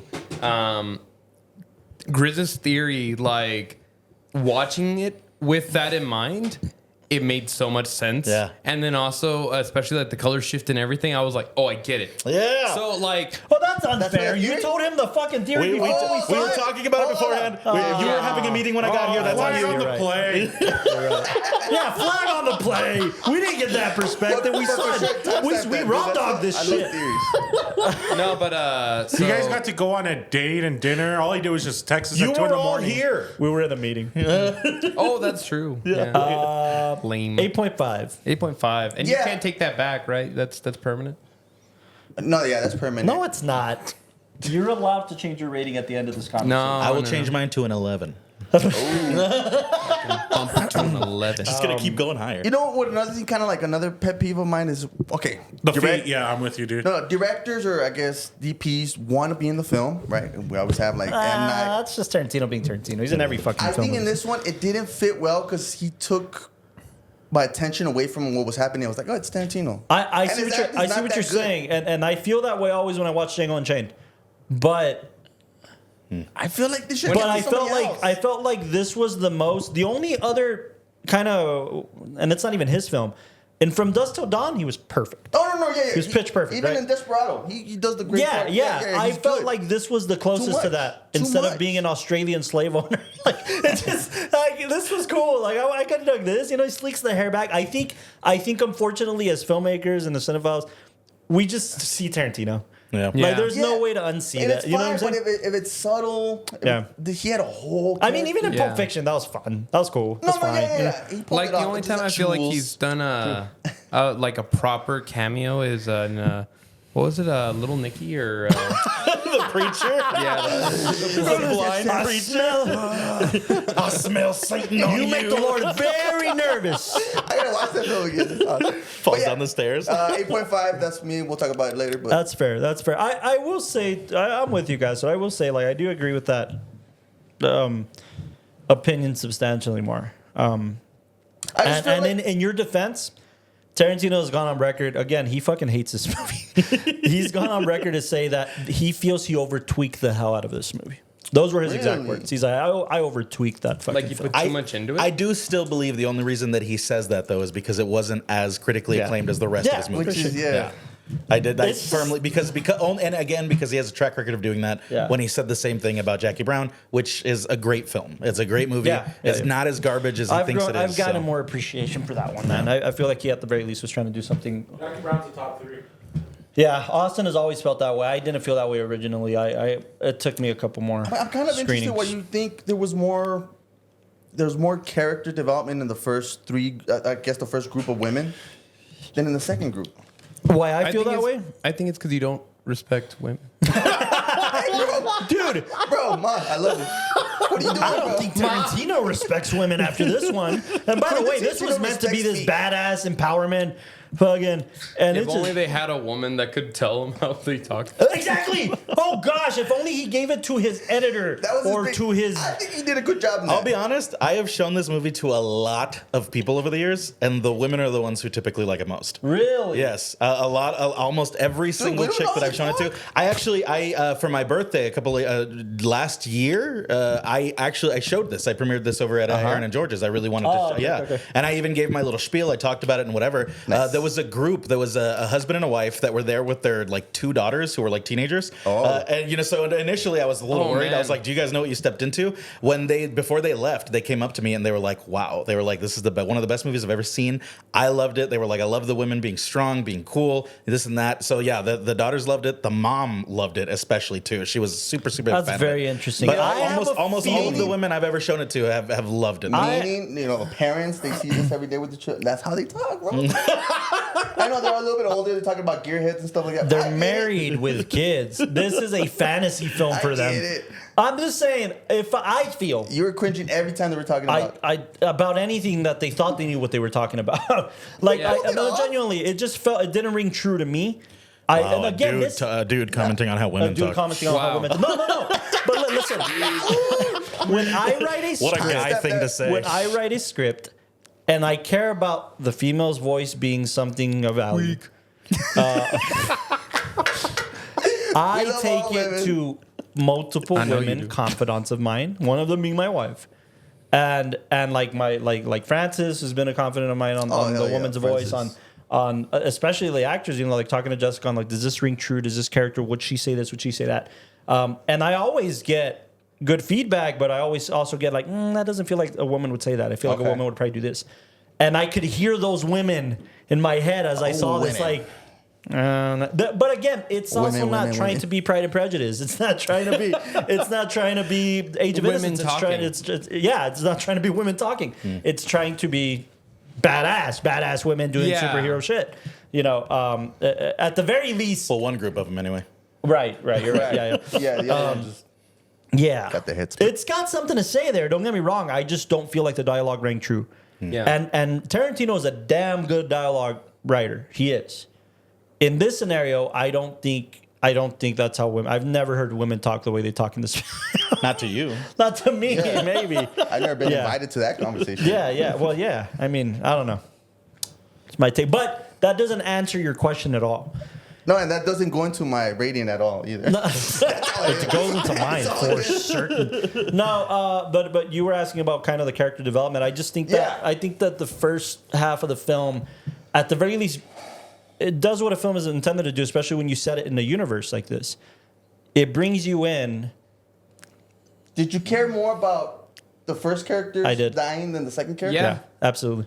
Because the other ones turned like, we're gonna revenge. the first characters had so much more character, humanity to them. Because like the girl that was texting this guy and all that kind of stuff, that there's something she's like longing for relationship wise. Yeah. And then the other one that would step outside and you didn't really know what she wanted. Exactly. And it's all like open. They all no, but they they were open ended, but in enough where you felt like those characters were more real because each of them was like after something. Even the whole idea of like all of them there at the bar and they're drinking together. It's like they're kind of dissatisfied with their fame and their lives, and they just go there because they know they can take advantage of people. It's the kind of king This all of goes into my theory too. So. it's a king of a one-horse town syndrome. You know, like they're famous, but they're not that famous. They're chasing other fame. They're chasing other people to get even more famous. And it's Austin, a place where people are famous a lot. Yeah, you know? Right. And the latter half of the film, they're closer to that. Yeah. They're working in the industry with fame. One of their friends is a fucking famous actress in magazines. You know, this one had a billboard that she obviously sucked someone off for. That's what they implied. Well, that Rose this McGowan did. Yeah. Right. Yeah, at least, the jealous one at least was like what she had to do to get on that billboard. No, thank you. You know, yeah. But to me, exactly what Delau said. I felt like there was more humanity to them. Not just that, but they felt like more grounded characters who were just going to have a drink. One of them's bitching about paying for weed all the time when the other two don't, and they're complaining about the friends not showing up, complaining about Somebody in the room felt that, by the way. Yeah. I won't say who. And it wasn't me. And it grounded them more. It brought me into this world a lot more. And I'm sure it feeds into your theory, but the fact that we're gonna emulate something, especially a time period, to me it felt way, way more accurate. Yeah. The first half of the film. Mind you, dude, it's set in 2007. They're using iPods. They're using cell phones. It's not set in the 70s, you know, but they're emulating that era, and I think it's more faithful. I think the first half is more faithful to doing that. Y'all believe in this shit? And the characters too. Yes, sir. The characters felt like everyday, and it might be because the second half had slightly more famous people. True. You know, like the actresses were a little more well known. Yeah, but in the film wasn't one a makeup artist. The other one was actually a real stunt driver. And the other one was like a stunt driver also. But that's not really what it is for me. It's because it's here nor there. Yeah. But the first half I think just felt more authentic in every sense. So what is your rating then? You want to hear from that one first? Okay. All right, Austin. Yeah, Carlos, that one has a name. Yeah, bro. Hey, that one. Give me your rating. Make it sexy. Austin, man. The voice. The voice. Fuck am I? We don't have headphones, asshole. I don't know what you're doing. No, but it'll look cool on camera. So I'm not looking down. Just really intense. Pepsi rating. sponsor us. Yeah. I know it also covers up me like dying in the background. You're dying? I'm like dying. We're all dying, you know. You know, just cash. Slowly. Down. Like because Do you you're wanna- sick, Huh? or because No, you're because tired. I should be like past it by now. Because it's been like a week. But Oh, you're one of those? hey, Costro, you look like one of those men who likes dudes. I have no idea what's going on. What's your rating? Bro, how did that go to that, bro? You really want to know? No, but Grizz does. Do you really want to know? In order for us to move forward. This man. No. I need you to understand, Grizz. And he does this at the fucking film cafe too. Every time it's his turn, it's a foreplay it up. ceremonious thing. We're like, da-da-da-da, and we have to wait and sit Guy in the and back, fucking. you really want to hear And this? then it's like 5. You know, like Look. I'm ready. What the fuck are you pouring Pepsi in your coffee for? it's like You a never Phil drink like Collins soda drum out of a solo. cup? Sure, but you were drinking thing. coffee. Yeah, and I finished my coffee, and now I wanted a Pepsi. Oh, good. How about you give us your rating though? Like I said, it's like a Phil Collins drum solo.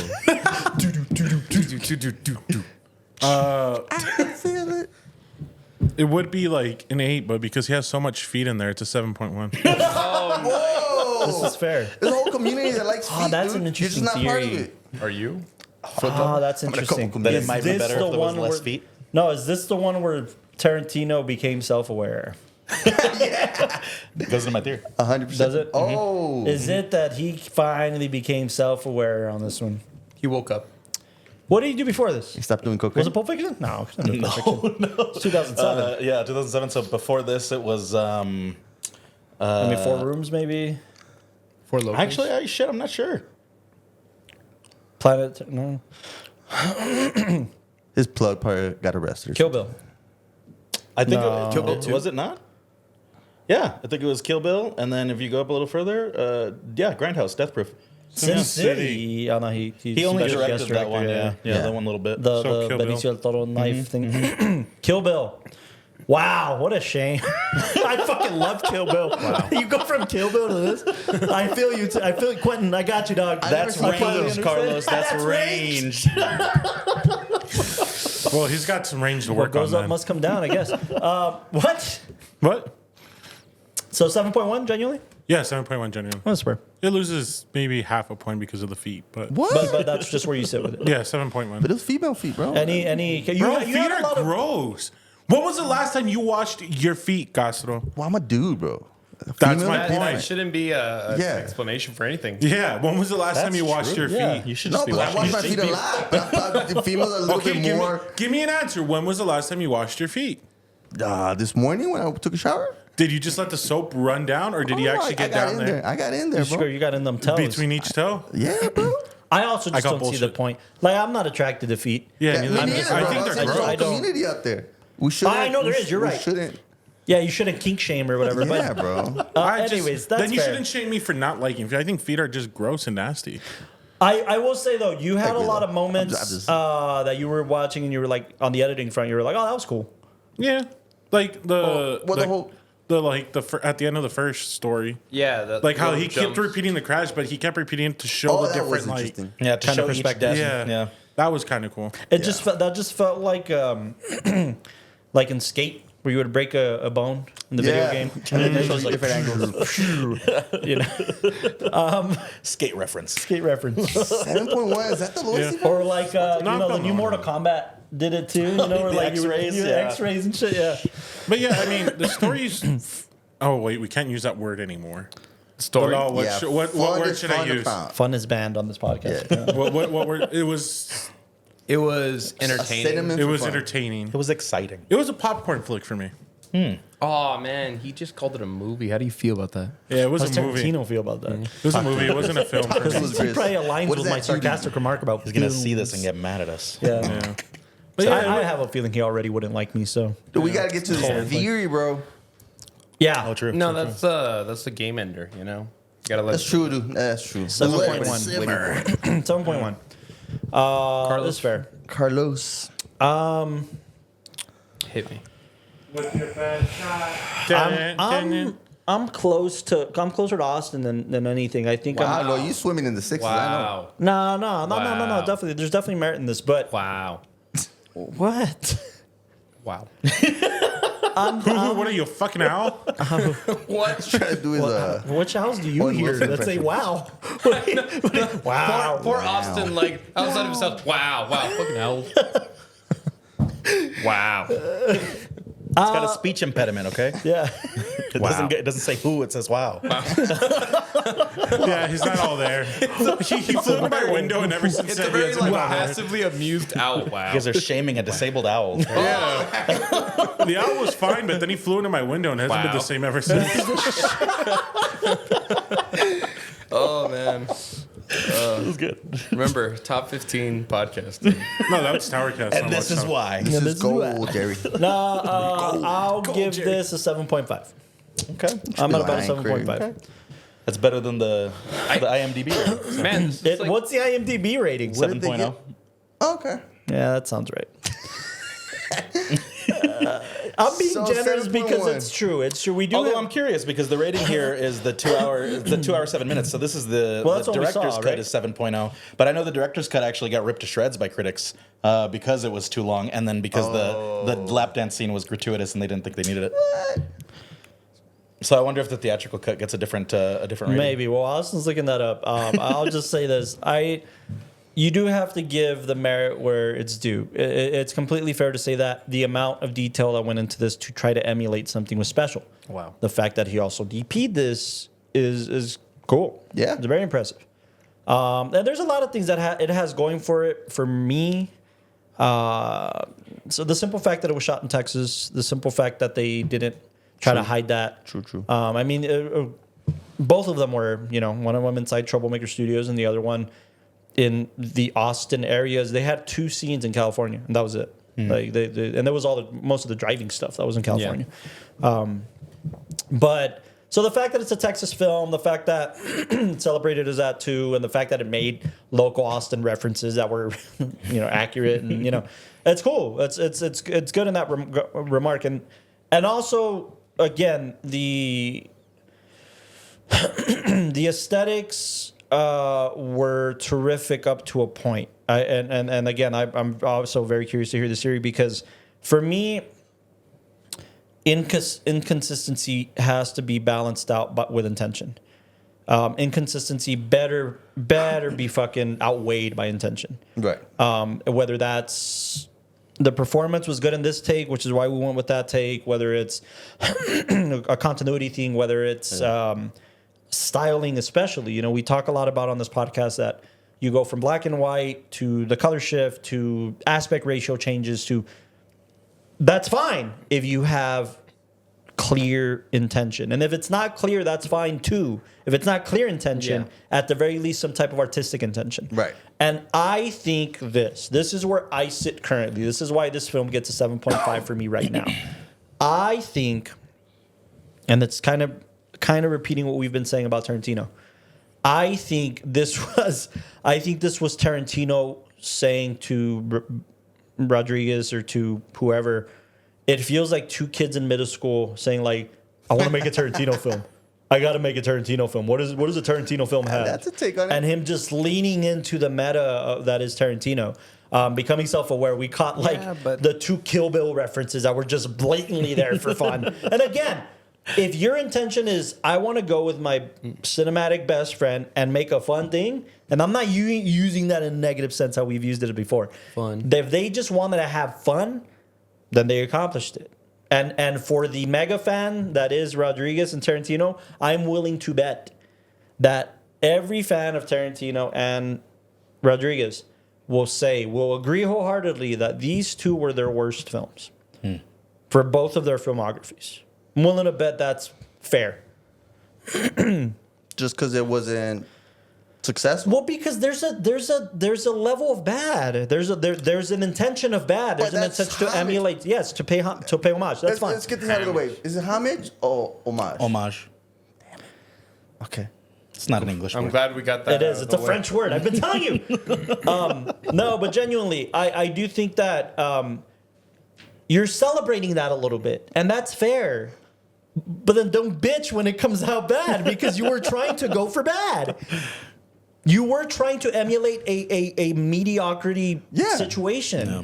That was intentional. And as far as like the fans go, I know that was a big thing that came around in like reviews from people from normal viewers who wanted to just go watch it. That was kind of bad? Well, it was that they didn't understand. Like they didn't know the homage. They don't know enough film history. They just know this is from the director of Kill Bill. And so imagine before you guys knew that it was an homage, I remember there was a moment where stuff started to cut, and you guys were asking, you were like, "Is that intentional? Is this supposed to be that way?" You were a little thrown off by it. So imagine people who don't have any access to film history, who don't know any of that. Yeah. They're going to see that shit, and they're going to be like, why did they put this unfinished movie Even if you get like contemporary audiences today who maybe like are too young to understand like the Grindhouse era and just know like they only understand the foundation that everything's been built off of and see this, they'd be like, why is it cutting? Why did we imagine have showing the this skips? And if they don't have any kind of understanding of film history and all that, then it just feels like a crappy done movie. And not just that, but look. How are you watching it? Because you're the one that's saying it just looks crappy. Look, so you're saying that he didn't? I think it gets a little bit on the nose to unintentionally, and he had intention behind it, but he didn't intend for it to be leaning into the scale of bad, obviously. The problem is, if I'm gonna go to the Lao as my DP, and I think that was his first mistake, that he DP'd it. Yeah. I applaud it. I admire that he went for that risk. He shouldn't have DP'd this. Yeah, he's not a DP. He's admitted that he's a very bad DP. He's admitted, and this is one of the things I admire about Tarantino most recently. Again, he's growing. He's older. He's wiser. Yeah. He's gone on record to say, listen, you don't have to know how to execute your vision as a director. You have to know how to communicate it. That's your job as a director. You hire talented people. Yeah, you I've hire heard a him say good that. cast. You hire a good DP. You hire good people who know their craft to execute your vision. You just need to know how to communicate it. I just feel like you're hanging on that he did both, and you're like, well, he didn't. No. It's just the proof is in the pudding. Or you, What came out of this DP work was, instead of saying, well, I'm going to go with a natural camera shake here because I'm trying to describe this. Yeah. He's going to get the camera to do this. right. He's not going to let the car bounce. He's not going to put on the specific rig to give you some natural elements. He's going to say, oh, no, it's because this is what the film's got to do, because back then they had shitty cameras, so I got to make a shit. No, back then they had shitty cameras, and they envied you for having a better camera rig to tell a story. Back then they didn't have a choice. So when you're trying to emulate something like that, and you, as in his words, you over-tweak it, you try to do it exactly how it is, it's going to look like a ripoff. It's going to completely look like a ripoff. It's not going to look natural. It's not going to look... You get a DP, somebody like Roger Deakins, somebody who worked in that era, somebody like Michael Chapman, somebody who knows how to shoot a film like that and say, well, listen, Quentin, back then, we used this rig, and that was where we got the natural shaking of this, or that's where we got the natural shift of that, or we would mount car rigs this way or that way. For instance... Anytime we're shooting through the window, right? Especially the latter half, the chase. Yeah. You have directors who will use coverage as their best friend there. I'm going to shoot this shit from every angle. Right. I'm going to go to the edit. I'm going to see what works, right? He probably shot himself in the foot by only shooting that scene from one camera angle. You're getting it from the girl's perspective when they're talking to Kurt Russell's character, and I don't see any intention behind it. I see a limitation that you've presented yourself, all because when you're seeing Grindhouse cinema of the 70s, the 60s and 70s, they didn't have a fucking choice. They probably had enough money for one take of this car driving sequence. Which is what he was going for. And then they use it over and over again. You can use your tools as a cinematic alter, as a storyteller. You can use your tools from your tool shed. You're saying that, like, he could have paid homage and referenced Grindhouse cinema in his subtle ways through the editing, the grain, and all that, without going overly into it to basically hinder a story. But Jackie Brown. who Jackie Brown came before this, right? Yeah. He did that perfectly in Jackie Brown. Perfectly. He was emulating blaxploitation cinema, where somebody like Pam Grier, you're gonna get the actors, and that's already cheeky enough. You're gonna get Pam Grier, who's been in blaxploitation cinema, as your lead. Perfect, fine, cool. She is perfect, cool. But you're gonna. I mean, who was this DP for Jackie Brown? You're gonna let somebody who knows what they're doing emulate an era with the modern tools that you possibly have to tell. Or if it's not modern tools, how we were talking about this last episode, where somebody like Christopher Nolan is taking vintage lenses and rehousing them into new IMAX cameras. Why? There's so much intention behind something like that. And I think Tarantino's saying, like, I'm gonna fucking shoot this myself because I want to. I think there's very minimal instances where you're gonna let somebody do that. As an example, as a good example, in my opinion. Kronos? Yeah, it's Guillermo del Toro's DP. Yeah. Shooting Jackie Brown. Yeah. Somebody who knows what they're doing. Somebody who is range as a DP. Listen, I think there's very small instances where that's allowed. Oh man, Pacific Rim, he really loves. I think you have somebody like Alfonso Cuarón. He did Spawn before Jackie Brown. Range, baby. Range. That's range. You get somebody like Alfonso Cuarón, who has worked with, my opinion, the best DP in the game right now, with Chivo, who that's his companion. Right. And then you get Chivo telling him, hey, I'm booked, but I really fucking think you should shoot this. This is very personal. You know what this thing looks like. You know what lenses to choose, you know. And Roma is a fucking masterpiece. Cinematically as a story, but also the DP work is genius. That DP work is genius. Tarantino is the cool guy that says, I know what I'm doing. I know what good cinema looks like. I know what bad cinema looks like. I know what I'm trying to emulate. And then bitch about people not connecting with it because you're being too meta. Yeah. I think just think he said that obviously because it wasn't a success. But I just think you think he changed his mind. You think he was like, for sure. No, I'm not. I didn't. I don't know. That's how when you get big, you gotta defend yourself that way. You see, that's my problem with him. Is that there's other filmmakers that'll say, I was giving something a shot. I don't regret it. It's a story I wanted to tell in this fashion, and you move on. He's saying, Can we cross this one out so I can have one more on my 10? Like, I feel you, but I just feel like, you're obviously you guys nitpick. We're supposed to nitpick in this podcast, but I just think like he pulled it off. He did the directing and the cinematography, and you're saying like, he went a little too over the board and paying homage. I'm the minority in this, guy, so I hope you understand. Okay. Most people agree with you. Most people think this thing's fucking great, and I understand. Yeah, this guy's a fucking idiot. Yeah. Most people will understand why. But then look, we covered the one that Javier told us. Thunder Road. Is it Thunder Road? Rolling Thunder. Rolling Thunder. We covered Rolling Thunder on this podcast, and we understood. Holy shit! This. You're getting something like Rolling Thunder that's going to influence somebody like Tarantino. Mm-hmm. And he's been trying to recreate that feeling ever since, I think. But then you get someone like Scorsese do Taxi Driver in the same fashion. Who did it better? That's my point. They're cinema from the same era, and it's not the same kind of cinema. It's not. No. It's not. But to Grizz's point, the people who were trying to emulate this kind of cinema were horror people who can get away with it. Okay. They're not trying to make something overtly cinematic. They're not trying to necessarily say anything through the cinema. They're trying to do something fucking cool. They're not Ari Aster. They're not Robert Eggers. They're not trying to do something like that. They're not trying to do a high-end horror film.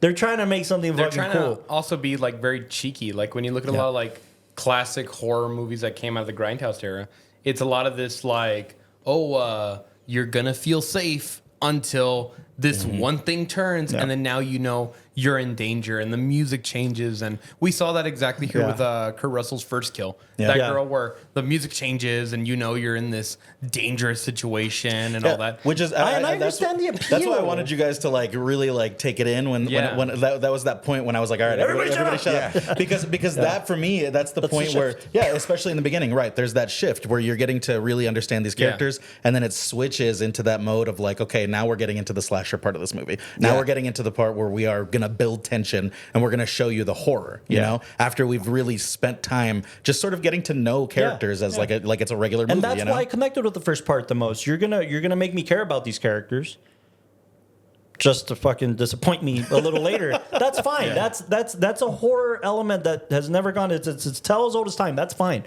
I understand the appeal.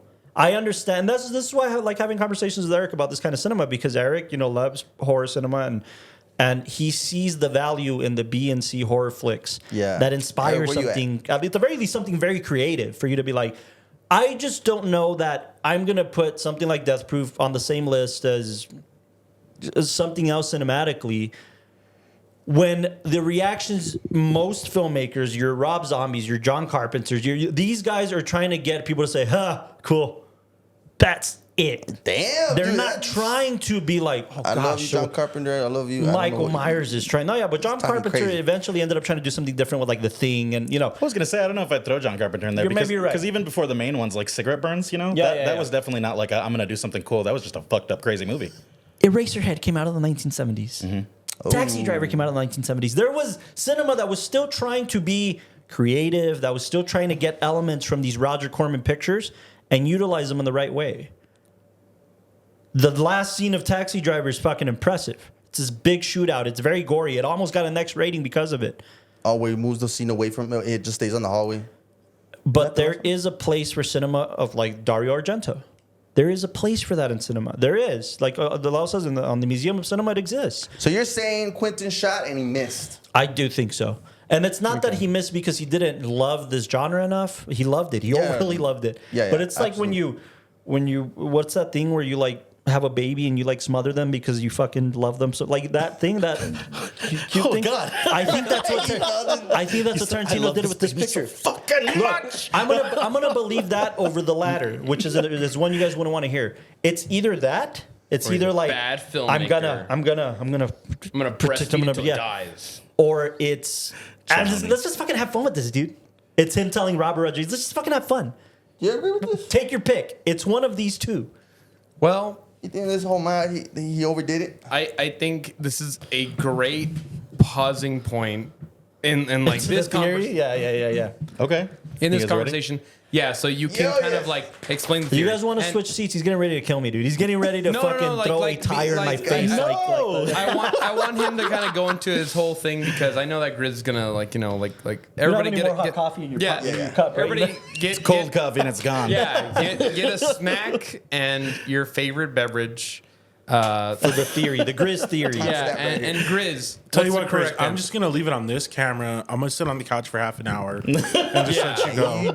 I'm just gonna go. No, Yeah. I'll try not to make it too long. You know, No, this is, we love this. Once Okay. upon a time. Much like the lap dances, better be fucking good. We waited for how long? It's gonna be 10 minutes of fucking nothing. I'm just gonna be twerking the whole time.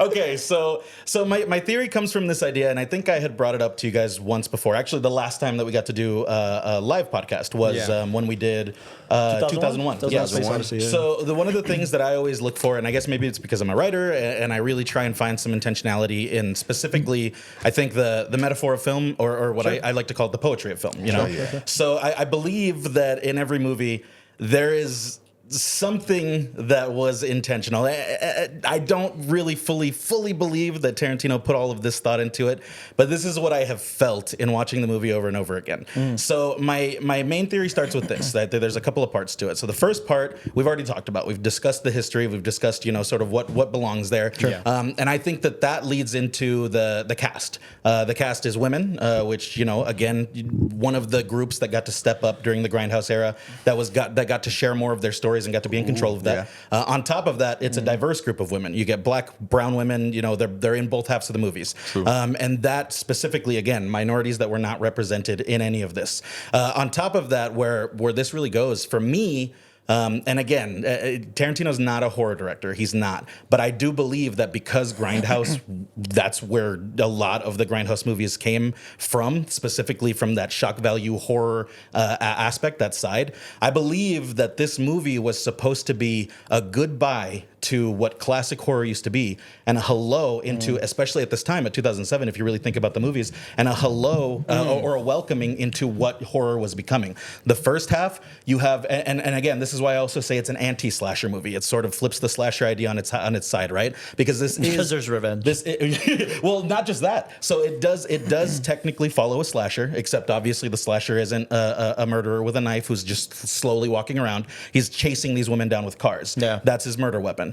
What we see in the very beginning is classic horror. And of course, it's changed. It's flipped on its head. That's why I say it's an anti-slasher film. Because normally in a B-movie slasher, in a B-movie horror film, especially during the Grindhouse era, the women would not be that fully formed. They wouldn't be as developed. They would be very vapid, very driven by sex, which we see. They talk about it. They talk about their relationships with men. But then on top of that, we see more complex characters. We see these people as real people. In the very beginning, in the first half especially, we see a little bit more of that development. We see each of them have these sort of intimate moments. Aside from Shanna Banana, we don't see we don't see her specifically really having any intense moments. But I think that's intentional, again, because the brown and the black women are the ones who are specifically having their character brought out more on a deeper level. You're getting to see a little bit of depth there.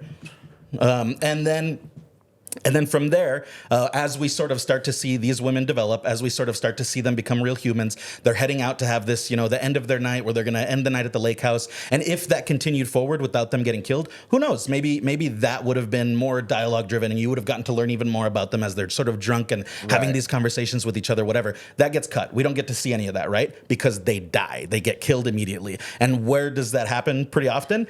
In those old school horror movies, right? Those old school horror movies where women were the main thing, but they were just sort of tools, right? They were just these things that are going to get killed and murdered and tossed around. More often than not, they were not given any due diligence. They weren't written to be real people. They were written to be fodder for the enemy that is in the film.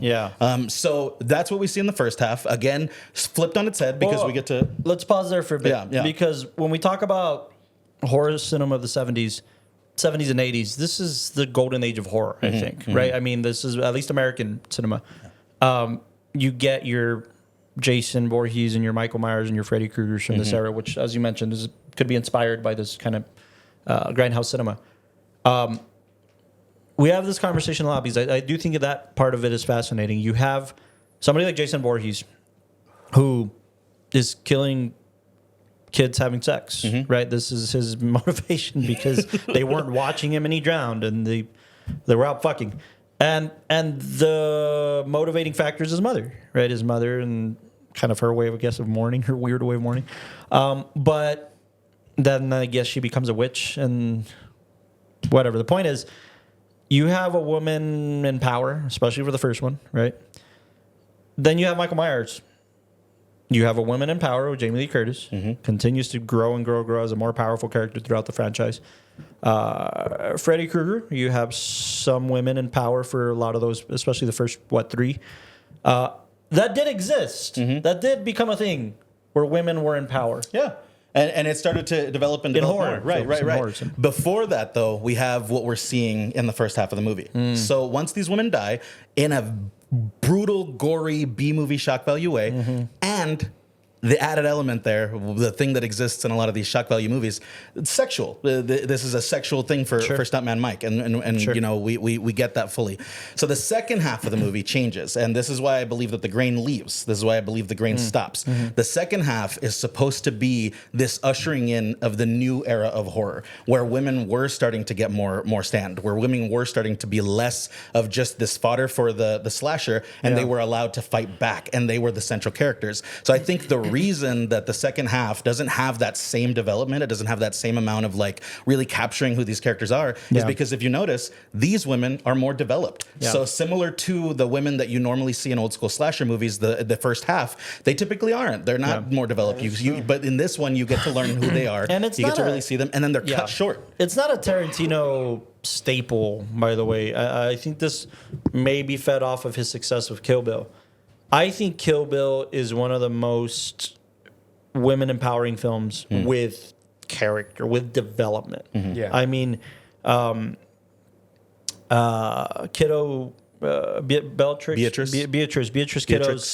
Beatrix, her character,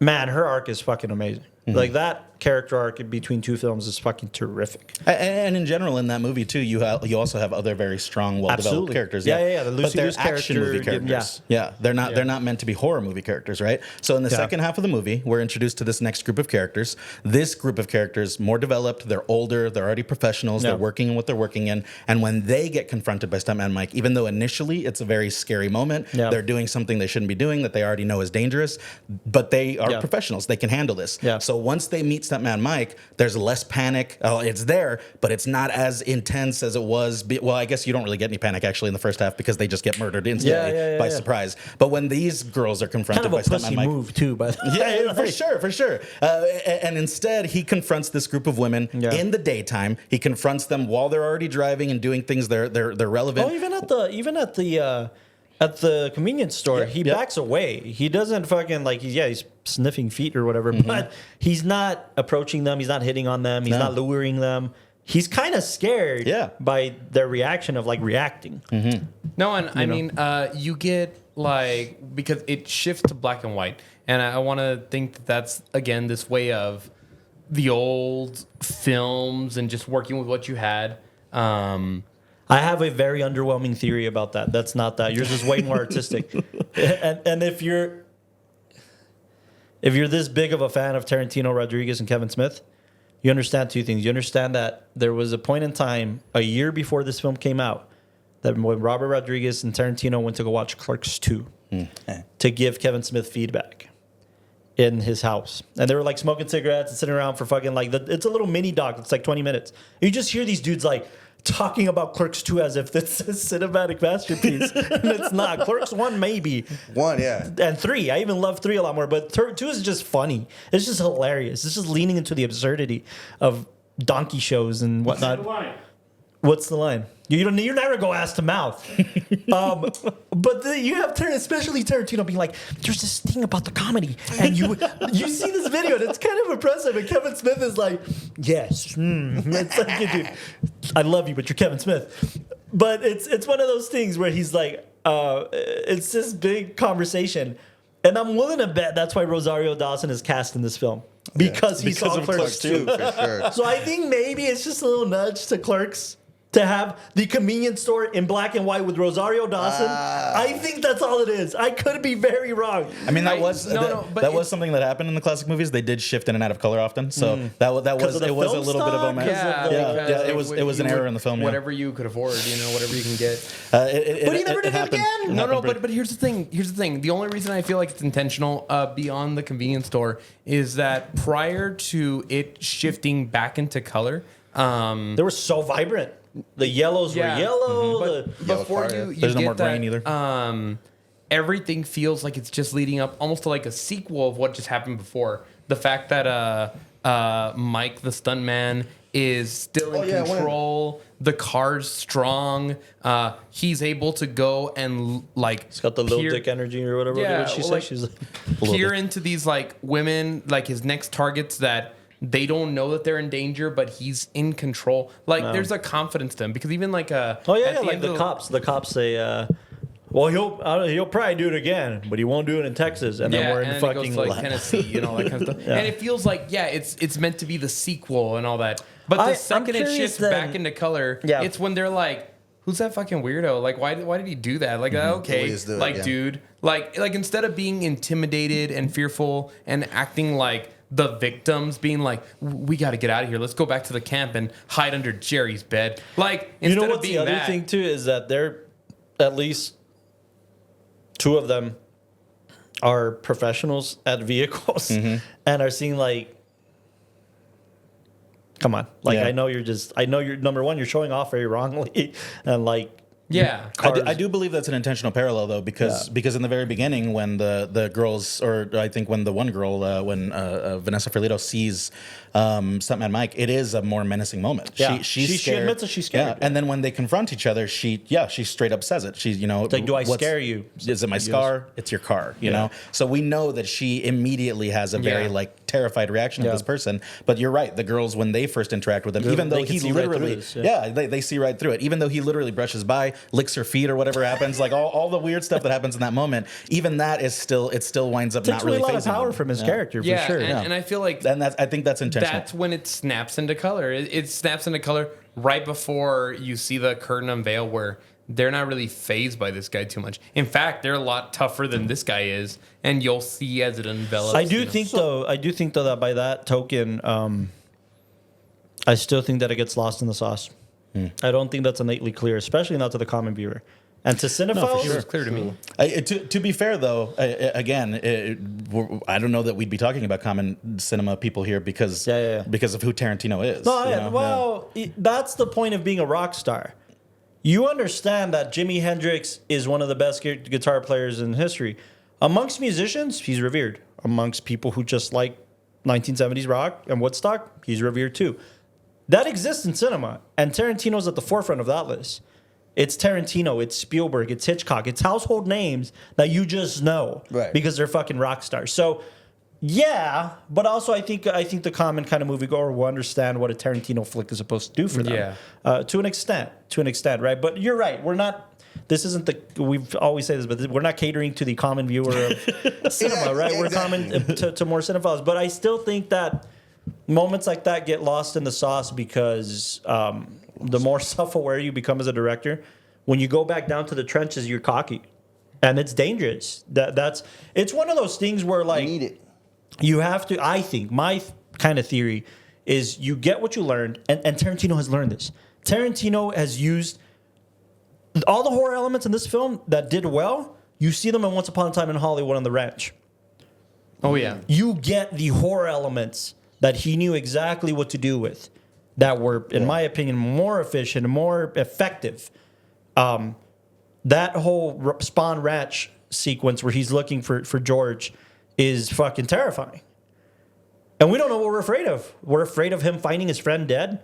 That's weird, but he makes you feel that. He's definitely has gotten the elements and has learned and has added to his toolkit as a storyteller, for sure. But I think that as a director, it's healthy to make the pattern of the film that you're going to make, and when you're going to make your next film, you destroy it completely. Yeah.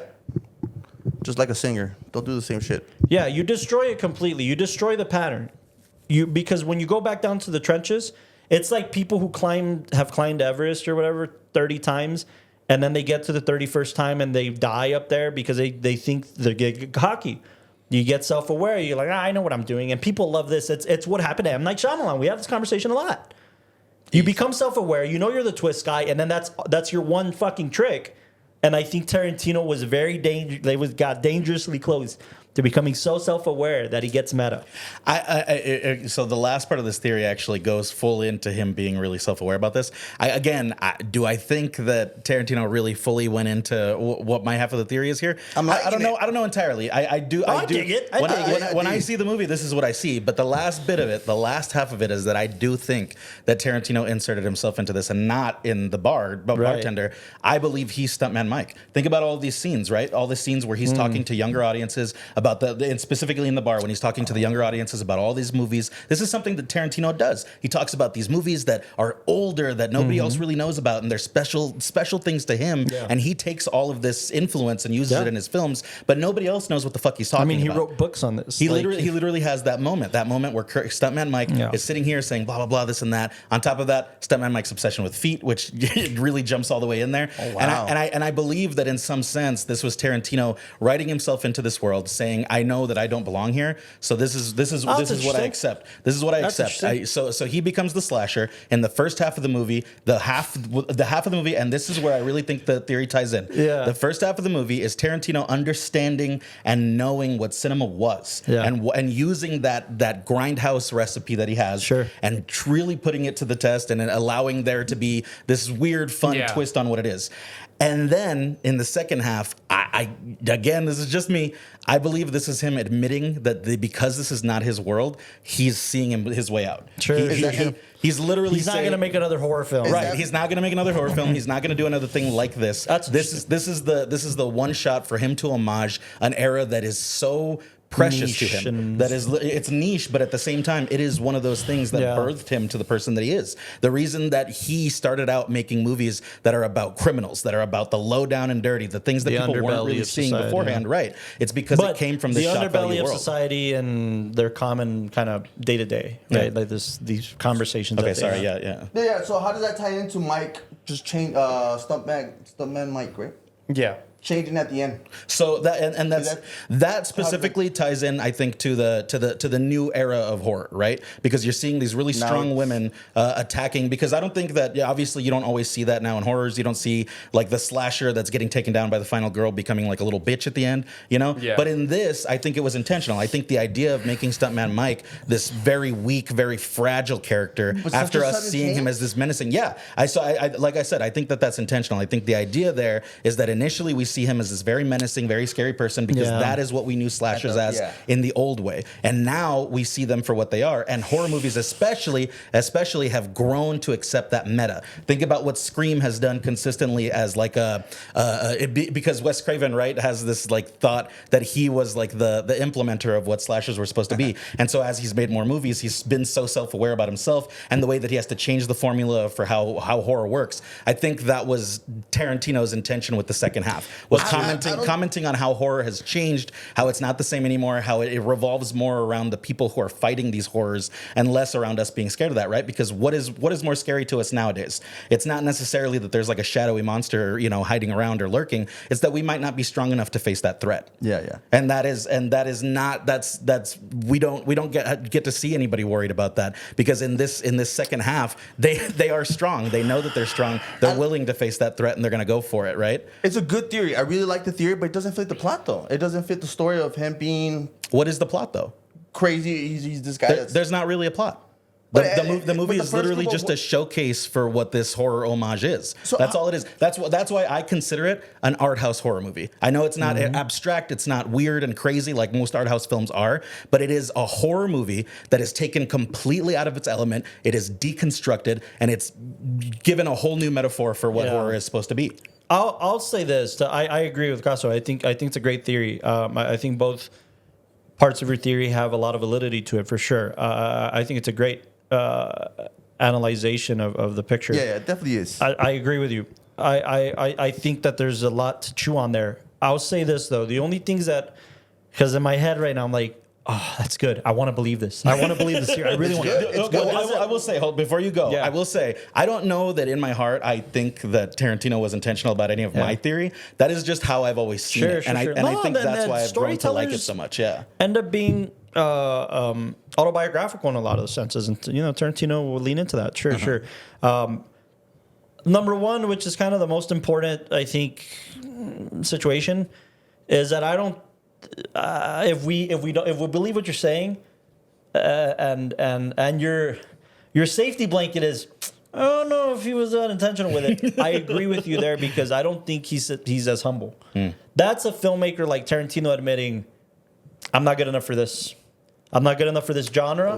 This isn't where I live. That's not Tarantino. At least what we know of the man. Maybe now, because he's willing to bow out after 10 films. You can hear the theory and be like, that's true. Yeah, exactly. That's right. You said it. I couldn't explain it before, but thank you for saying it. Yeah. No, genuinely. I that's what I'm saying. It's a really interesting theory. But if we know anything about Tarantino, the man thinks he can conquer the world cinematically, and he doesn't shy away from that. Say, yeah.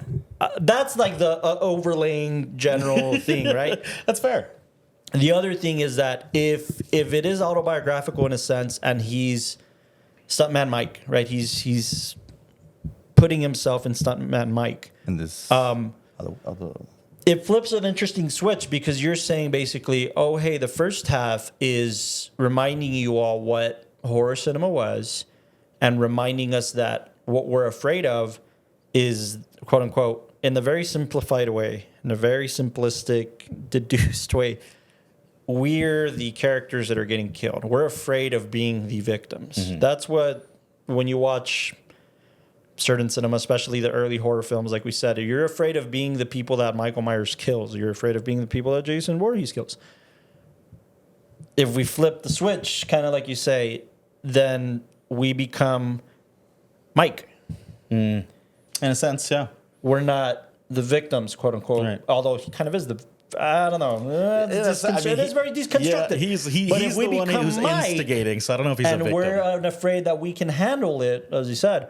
If we become Mike, then what is that saying? That the fears are more powerful? That the battle of, like, what are the women in this? Well, I think it's less that we become Mike, and I think it's less that we become Mike, and it's more that like if we put ourselves in the place of the victims, which is the women, the idea is not that we are I guess. It's not that we're less scared. I think it's that we've been exposed to so much that we're more prepared. Yeah, I think it almost challenges the predictability of the status quo. Like, yeah, that's interesting. When we see a lot of these Grindhouse pictures, even if you've never seen any other one, or like if you haven't seen it before, you can tell who the villain is, who the victims are going to be, and you can almost predict who's going to die first. Yeah, the black guy. In the second half, all that predictability goes out the window. Once we see that Stuntman Mike is not 100% death proof, and once we see that the car itself is showing signs of wear and damage compared to like when we look at like Michael Myers, Jason Voorhees, where they can get shot, they can get stabbed, and they take on damage in the film, but they can still come back just as strong they just keep moving. Keep attacking. Where this time we're starting to see a character that he's human. He's human. Yeah, and there's a shift. No. But there's like even earlier when we see the sheriff and they're talking about like all the injuries he sustained, even that feels like minor, and it's just like oh, that's it. Yeah. It's like that's it. And the sheriff straight up says that he's like, oh, that's all. That's all. Because he's so it's almost like he's so strong to be able to handle that. So you think that he's gonna be again another character in the Grindhouse genre of like these slashers that are impervious to damage. They are death proof, and that's why their franchise can last forever. But I think the issue with that I guess we kind of take. Correct me if I'm wrong. You guys have seen your fair share of cinema that we're very forgiving of this kind of cinema that he's trying to emulate because we're like, it's fine. Like it's not trying to be this heightened thing. It's just trying to be this. We know enough of Tarantino to know that he usually strives for more. Yeah. So I think maybe it's just less. Maybe we not have to, but maybe we're less forgiving. Yeah. Maybe we're less forgiving of this subtle, not so subtle switch. You know, it's this not so subtle switch that's like, you know, in a weird way, I almost feel like this is his version of like The Artist. The Artist was a silent movie that was commenting on the transition into talking films and exploring this. That's what Grizz is saying. That's what his theory is saying. Right? It's exploring the transition period, but using the genre of the silent movie. I think that if this theory is like, and there's a lot of your guys, like, there's a lot to back up your theories. Yeah. For sure. If that was his intention, I still maintain my position that it gets lost in the sauce. No, yeah. I don't think. There's too much of himself put into it, and there's too much of his like personality and his kind of like, I'm gonna throw something on the nose, and almost like when he throws things in, like he likes when other people don't recognize it at first. Like he feels again. I think you summarized it well. He's trying to be cool, and I think by him trying to be cool at a certain point in time, it's like, dude, you're just. And like, don't get me wrong, I don't want to discourage filmmakers who are listening, because you do have to get to a place where you make cinema that you think is cool, where you make cinema where you're proud of, that you want other people to connect with, that you hope somebody else will connect with. Yeah. But there's a I promise you, there comes a point where you just don't give a fuck, and you're gonna make the cinema you're gonna make, despite how you think people might feel about it. And Tarantino obviously got to that point very fast in his career after his first film. But I do think that being self-aware and making cinema that you think is special, I think it's an interesting line. It is like a very fine line. Yeah. And I think though his intention was to pay homage to a certain genre or subgenre of cinema, he fell into the cool. He fell into the, let's make this cool fucking thing that everybody's going to react to. There's going to be the shock value. But not, I guess because I don't know that Grindhouse cinema was fully just trying to go for shock value. You know, fully just trying to go for the reactions. What was that other 5%? I mean, a lot of it was. Yeah, a lot of it was. A lot of that's it was. the history of Grindhouse. Yeah. A lot of it was, but I mean, there was a lot of, and that I think saying that fully does take away from the people, because a lot of it was shock value, and it wasn't necessarily that everybody was going for that. Yeah. But at the same time, specifically in that space, that was the movies that were being shown. I think that was theaters wanted those because they knew that they would get people in the seats to see something that was crazy and shocking and insane. That was a move specifically done by the theaters at the time because they needed to fill seats. Yeah. So the shock value was going to pull people in because there's controversy in that. Right. So those were the movies that they chose. But I'm not saying that every movie that came out around that time, just because it fit into the Grindhouse era, I'm not saying that all of them were meant to be shock value. Some of them were just amateur filmmakers doing the best that they could, and a lot of that happened to be shocking because they were telling stories that were different from what was there. They had free reign to do it. Nobody else was making those movies. It created a space for filmmakers to live inside a space where nobody was going to judge their work. Yeah. Because they had creative freedom. This was a space that everybody was accepting to an extent. That's a dream for a filmmaker, right? But it doesn't necessarily mean that they're going to lean into the genre. You know what I'm saying? It's a weird kind of territory to swim in. But let me ask you this, and we could kind of maybe close out with this, because I know we're coming up on 2 hours, which I'm fine with. I'll go all night. But you guys, I haven't seen it in a very long time. Now I'm very curious to go back and rewatch Planet Terror. Same. Which of the two, and I kind of know your answer to an extent, but if you really sit and analyze this and think about it a little bit, I don't have a dog in this race. I don't know. I don't remember Planet Terror very well. Yeah. Which one do you guys feel has more cinematic substance to it? Haven't seen it. You haven't seen Planet Terror? It's because he said it's the complete polar opposites. I mean, CGI and practical. Well, that's So For cinematic- tools. Yeah, That's that's tools. true. I think if you watch Planet Terror again, honestly, I guess it really depends on who you are. But I think that you would probably find more appreciation cinematically for this one because Robert Rodriguez's goal, and I mean both of their goals for this was Oh, just that's to a good way go to put it, yeah. was just to like would really go into this and make it as shock value-y as possible, you know. And regardless of, like you said, regardless of whether that was the intention for every film that Yeah. came out of that era, Yeah. that was what their intention was. Yeah. Almost like Rodriguez wanted to make his own Grindhouse film while Tarantino wanted to make an homage to Yeah. the genre of Yes. the Grindhouse. So Tarantino wanted to make a Grindhouse film that was his Grindhouse film. Robert Rodriguez just wanted to make something that was shock value in the same in the same vein Yeah.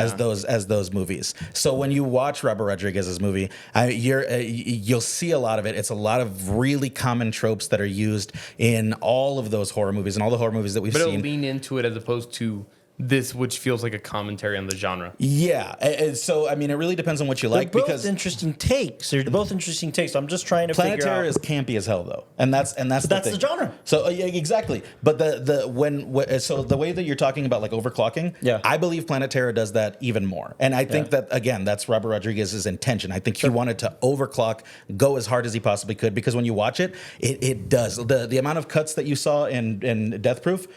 3 times that Yeah. in Planet Terror. It See, literally overclocking is a term that a gearhead would actually use when you know how to build cars, not gearhead. No, overclocking is when you want to add more power to your CPU. So you get more frame. Comes from building cars. I'd say- Overclocking is when you get an old camera, but you like mod it that's so that over- way you can do raw. Overclocking is when you get like a clock that you have to wind and you just overdo just keep it. winding it.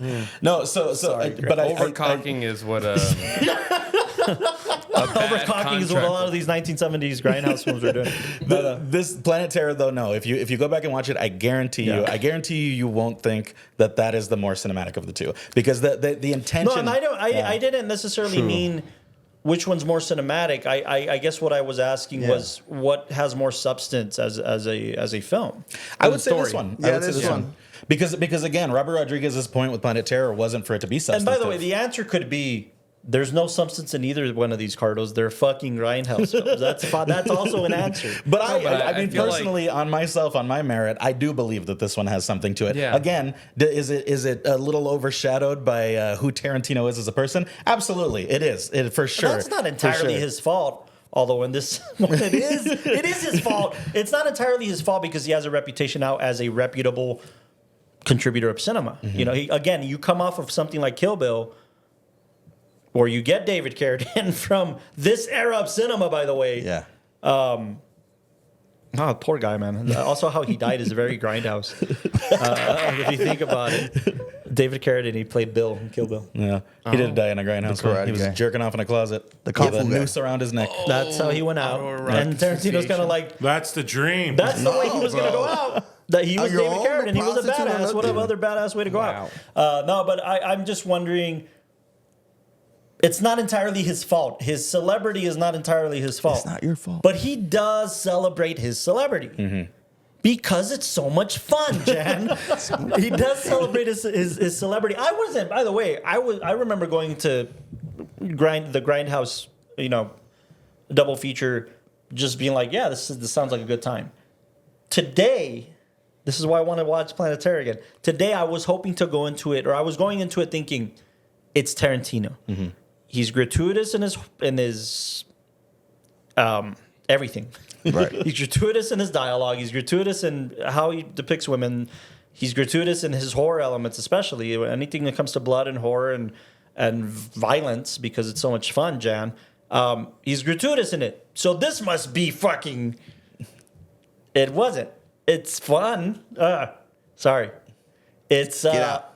But it's not... I don't know. It's not... If we believe that Rodriguez was leaning into it for the sake of leaning into the genre and just really fucking going for it, Did Tarantino really go for it?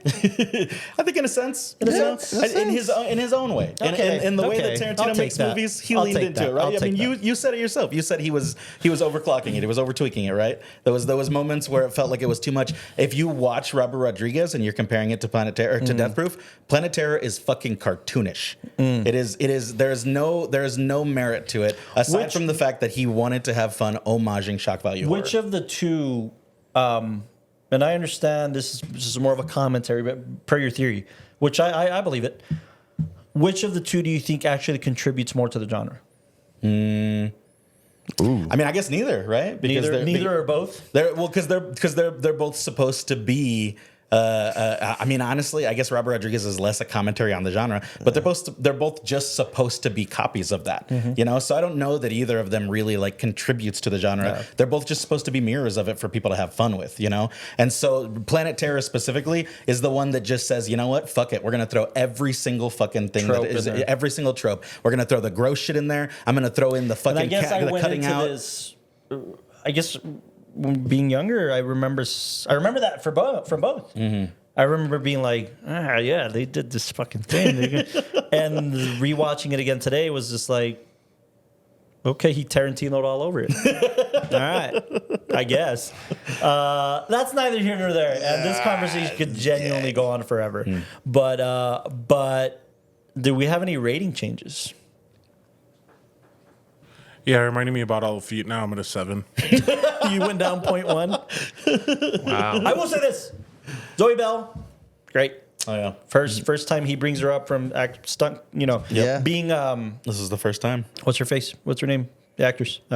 Rose or Brazil? Her stunt double, who she stunt doubled for Kill Bill. Gosh, Beatrix. but the actress name. Oh, Uma. Uma Thurman, being her Uma Thurman stunt Thurman, double. yeah. That's who she was for at the very least 2 films. That is pretty cool. And then he brought her in as like a up full person, yeah. And not only that, brought her in as her. as the lead. She gets to be Yeah, Zoe that's true. Bell. That's a good point. And there's a lot that goes into that. Like Tarantino was like, hey, you're going to be the star of the next film. And Zoe Bell took that to mean, oh, I'm going to be like a featured extra or some shit. No, she came in on set and dude, she's like, that's oh, the dream fucking right lead. Not just that, but this is more of a nerdy classic cinema thing that I appreciated, that Tarantino cast Sidney Poitier's daughter, as and her name is literally Sidney Tamalia? Poitier. If you don't know who Sidney Poitier is, he's just one of the great actors of all time. And his go watch his films. His performances were terrific. What did you guys think of Eli Roth? I think he's Eli Roth. I think he's Eli in Roth. everything he does. Pulled it out, though. He pulled it out pretty good. Yeah, I mean, he wasn't he too pulled it off because they wrote him as a sleazy Eli Roth. Yeah.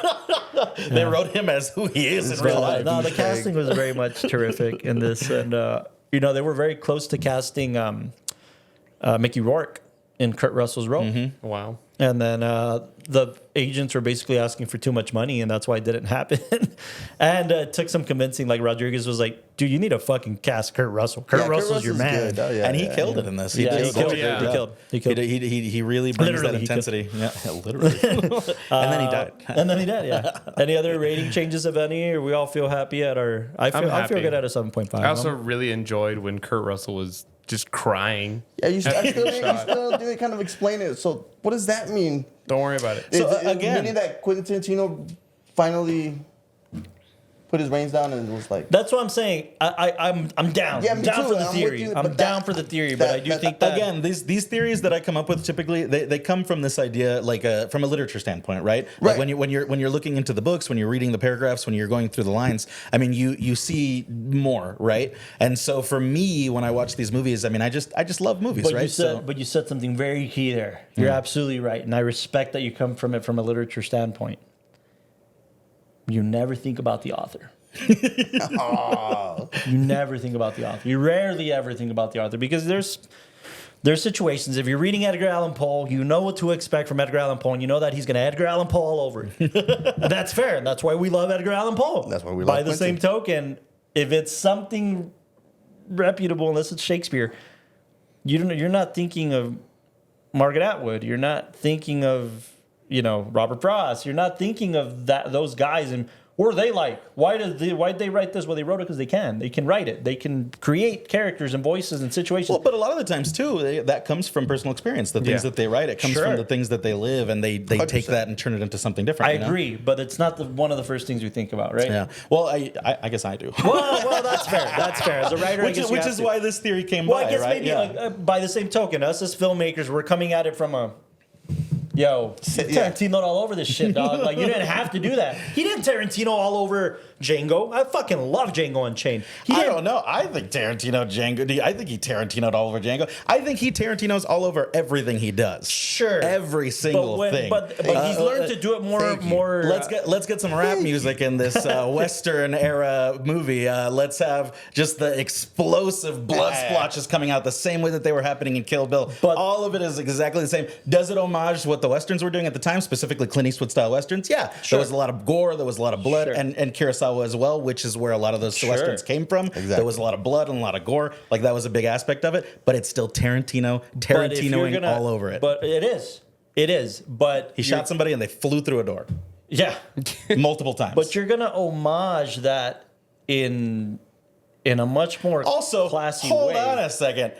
Django Unchained is the most Tarantinoing all over Tarantino. It literally, all he does in all of the films that had come before this was homage spaghetti westerns into crime family movies. And then he does a full-on spaghetti western, and you're going to tell me that's not Tarantinoing all over the Tarantino? No. Dude. No. Because, first of all, his first films, he was homaging Scorsese.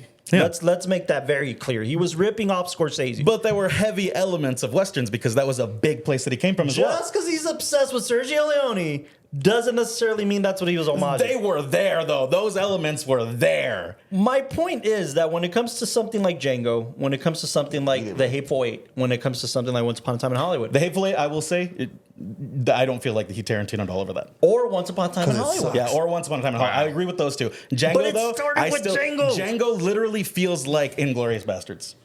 No, Inglourious Bastards is where I think he Tarantinoed the fuck out of it. Oh no, he did the zoom-ins with the titles on each character. Samuel L. Jackson narrating in the background. And he does that in Django, absolutely. Yeah, but intensely. There comes a point where the trademark. That's like saying Scorsese shouldn't be on The Irishman, fucking doing wonders for the better half of a film. The Irishman shouldn't even. No, they're still going to have their trademarks. Their trademarks must exist. That's fine. This film was not that. This film was him injecting himself Django for the sake of no, absolutely. Because at the very Django least, wasn't him putting his dick in his mouth and jerking off all over himself. But at the very least in Django, he created it. At the very least in Django, it's an original story. It's not tropey. It's definitely not tropey. It's not an original story. He based it off of another story that already existed. Yeah, sure. But it's not. Oh, damn, that's a Tarantino copying off other people. Round one. You can't go into a Tarantino film not expecting that. That's just Tarantino stealing. So in a sense, you're admitting that he's Tarantinoing all over himself. Not as much as he did here. It's still there, though. Of course it's still happening. It's still happening heavy in every film. But how does it dilute? The more we go into his filmography, I don't know that it dilutes at all in Django. Yes. It does not dilute whatsoever. Compared to this or Inglourious Bastards? This one, I believe, has less Tarantino in it than a lot. No. It's there heavily. It's there heavily. It's there heavily. It's for sure. It's for sure a Tarantino movie. But it is Django is so blatantly Tarantino. It's insane. And Inglourious Bastards. What I'm hearing is that the ratings did not change. And next week, he's always afraid that mom and dad are going to get in a fight. Next week, this is just how film geeks love each other. Yes. This is how film geeks love each other. Yeah, and we've never gotten to have this kind of dialogue before. So you can't do it in front of 50 people at the film cafe. They'll just get worried. Oh, well, that, and I'm sure somebody else would be waiting to talk. The people who will get worried is wondering what we're doing next week. Will they kiss? Find out next week. I don't even know what we're doing next week. Bring up the schedule. I have no idea what next week starts our Oscars little. Oh, you're right. Yeah. Well, we still don't know what the fuck we're doing, right? You don't know what you're doing. It's your pick, sir. That's a good point. That's my fault. Next week, I'm so busy arguing with Grizz, I don't know what I'm picking. I'm sorry. I love No, that. I'm here as a guest. What am I doing? No, let's go. This is why we need guests like you. Next week we're leading up. Tarantinoing. We're definitely not Tarantino. All over the I don't know. Has he ever won a Best Directing? No. He's never So won we're a definitely Best not doing Directing. So we Tarantino. can't talk about Tarantino. He's never won a Best Directing Oscar. Why? Because if I steal from other directors for as long as I have, Hey, man. I'm not gonna get a Best Directing Oscar. So, We're leading into the Oscars. Oscars are what, March 3rd? Something like that? third. As long as the March fires 3rd. don't affect it.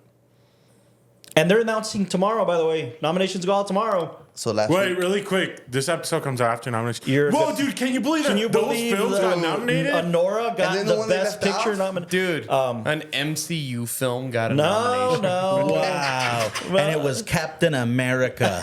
Wow. No, yeah, you're right. At the time of this recording, they come out tomorrow. But we'll be talking about the Oscars and leading into them and how we feel about them. We'll do our Past winners. past winners. Each of us are going to pick, the three of us at least are going to pick our past winners who we want to kind of cover. right. And if we'll you do remember our from full last year, I breakdown. remembered I was reminded that I did Parasite for my pick for Best Director winner. Costner did Dallas Buyers Club. I also did Dallas Buyers Club for Best Oh, Director. it was Come on, that Matthew one? Mc- It was Yeah. that year, yeah. It was that. And which It one was did that you do episode. then? What did Noel? you do for Best Cinematography? What did we do? Did I do Shape of Water? Yeah, it might have been Shape of Water. Damn. No, the we did that for motherfuckers. Best Picture. And then we did Social Network for editing. Oh, Social Network. I'm not sure. Well, anyways, we're gonna be doing that again, and then we're gonna get into our massive 3-hour Review or review, or like we basically what we do spend is 20 minutes. 20 minutes per Best Picture film. That's right. And we just talk about each of the Best Picture nominees and who we feel is going to be the best one, that type of thing. And then we're going to do our live Oscars recap the day after the Oscars. That Monday, expect us to go live on Facebook and YouTube and talk about whether we agree or disagree with the Oscar winners and that and that. So Yada, yada, There's yada. always yada, controversy yada, yada. there. That's what the month of February is going to be. Nope. Sorry. No Valentine's Day picks. We're going to go into the Oscars. It's Oscar season. It's our And after Super Bowl, that, we baby. go into animation.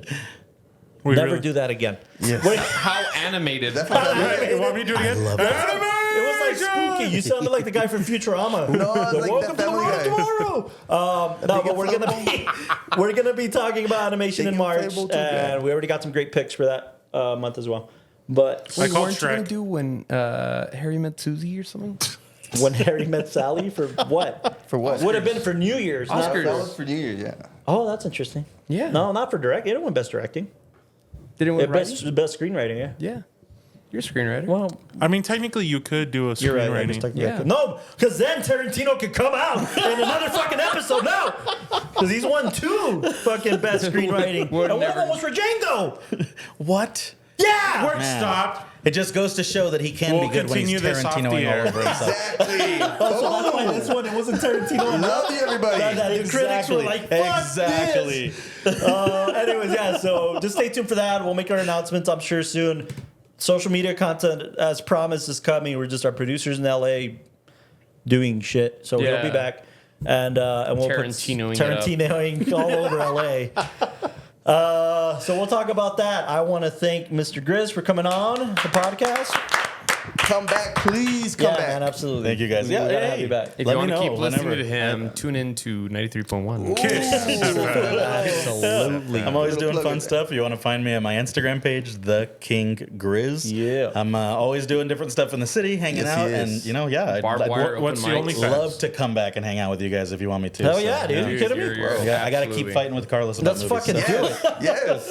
I still encourage it, man. This is cinema subjective. Yeah, exactly. And you're wrong. Now, That's how we always finish it. Yeah. no, but yeah, no, You're it's wrong. great. It's great. Love having this. Love talking to other cinephiles, Yeah, yeah. and Grizz is awesome. So thank you, man. Thank you for being on. We Thank appreciate you guys. I love it. I love it. So yeah, tune in. film. Yeah, give him another round of applause. Tune in next week. We're going to Oscar stuff. Let us know if there's something you want us to cover, as per usual. And then I'm actually excited because like April, we're getting to like. I have to call it this now. I don't like calling it this, but whatever. We're getting into international cinema. Foreign. Formerly known as foreign Yeah. cinema. Wait, did they change that? Well, for the Oscars they did at least. It's not called internet. It's now international cinema. And then we get into our tours for like fucking 5 months. Or Just 5. 5 months. We each pick an all tour that we love, and we're just gonna, And we all agreed on one that we'll discuss later. Yeah. We'll Did get we there. have, We'll get there. since, David Lynch. Lynch. Oh, that's a good point, Castro. I know, I always forgot. No. That's my point. What do you mean no? Yeah, replace Wes Anderson with David Lynch. Pussy. Yeah, I was Do thinking, it. Yeah, stop being a pussy, probably will. bitch. Instead of David Fincher. Stop being a You know bitch, what, pussy. you want to do David Lynch instead of David Fincher? Yeah, that's what I'm thinking. Wow, bold. I'm down. Well, he passed away. You don't have to convince me. I am so down. Yeah. Yeah, It's a lot of fun. You have to convince the guy on the Lost couch with you. Highway, Blue Velvet. We could do a couple of those. You have to convince the guy Eraserhead. that's on the couch with you. Oh, God, Oh Eraserhead. gosh, do I want to talk about Eraserhead? Yeah.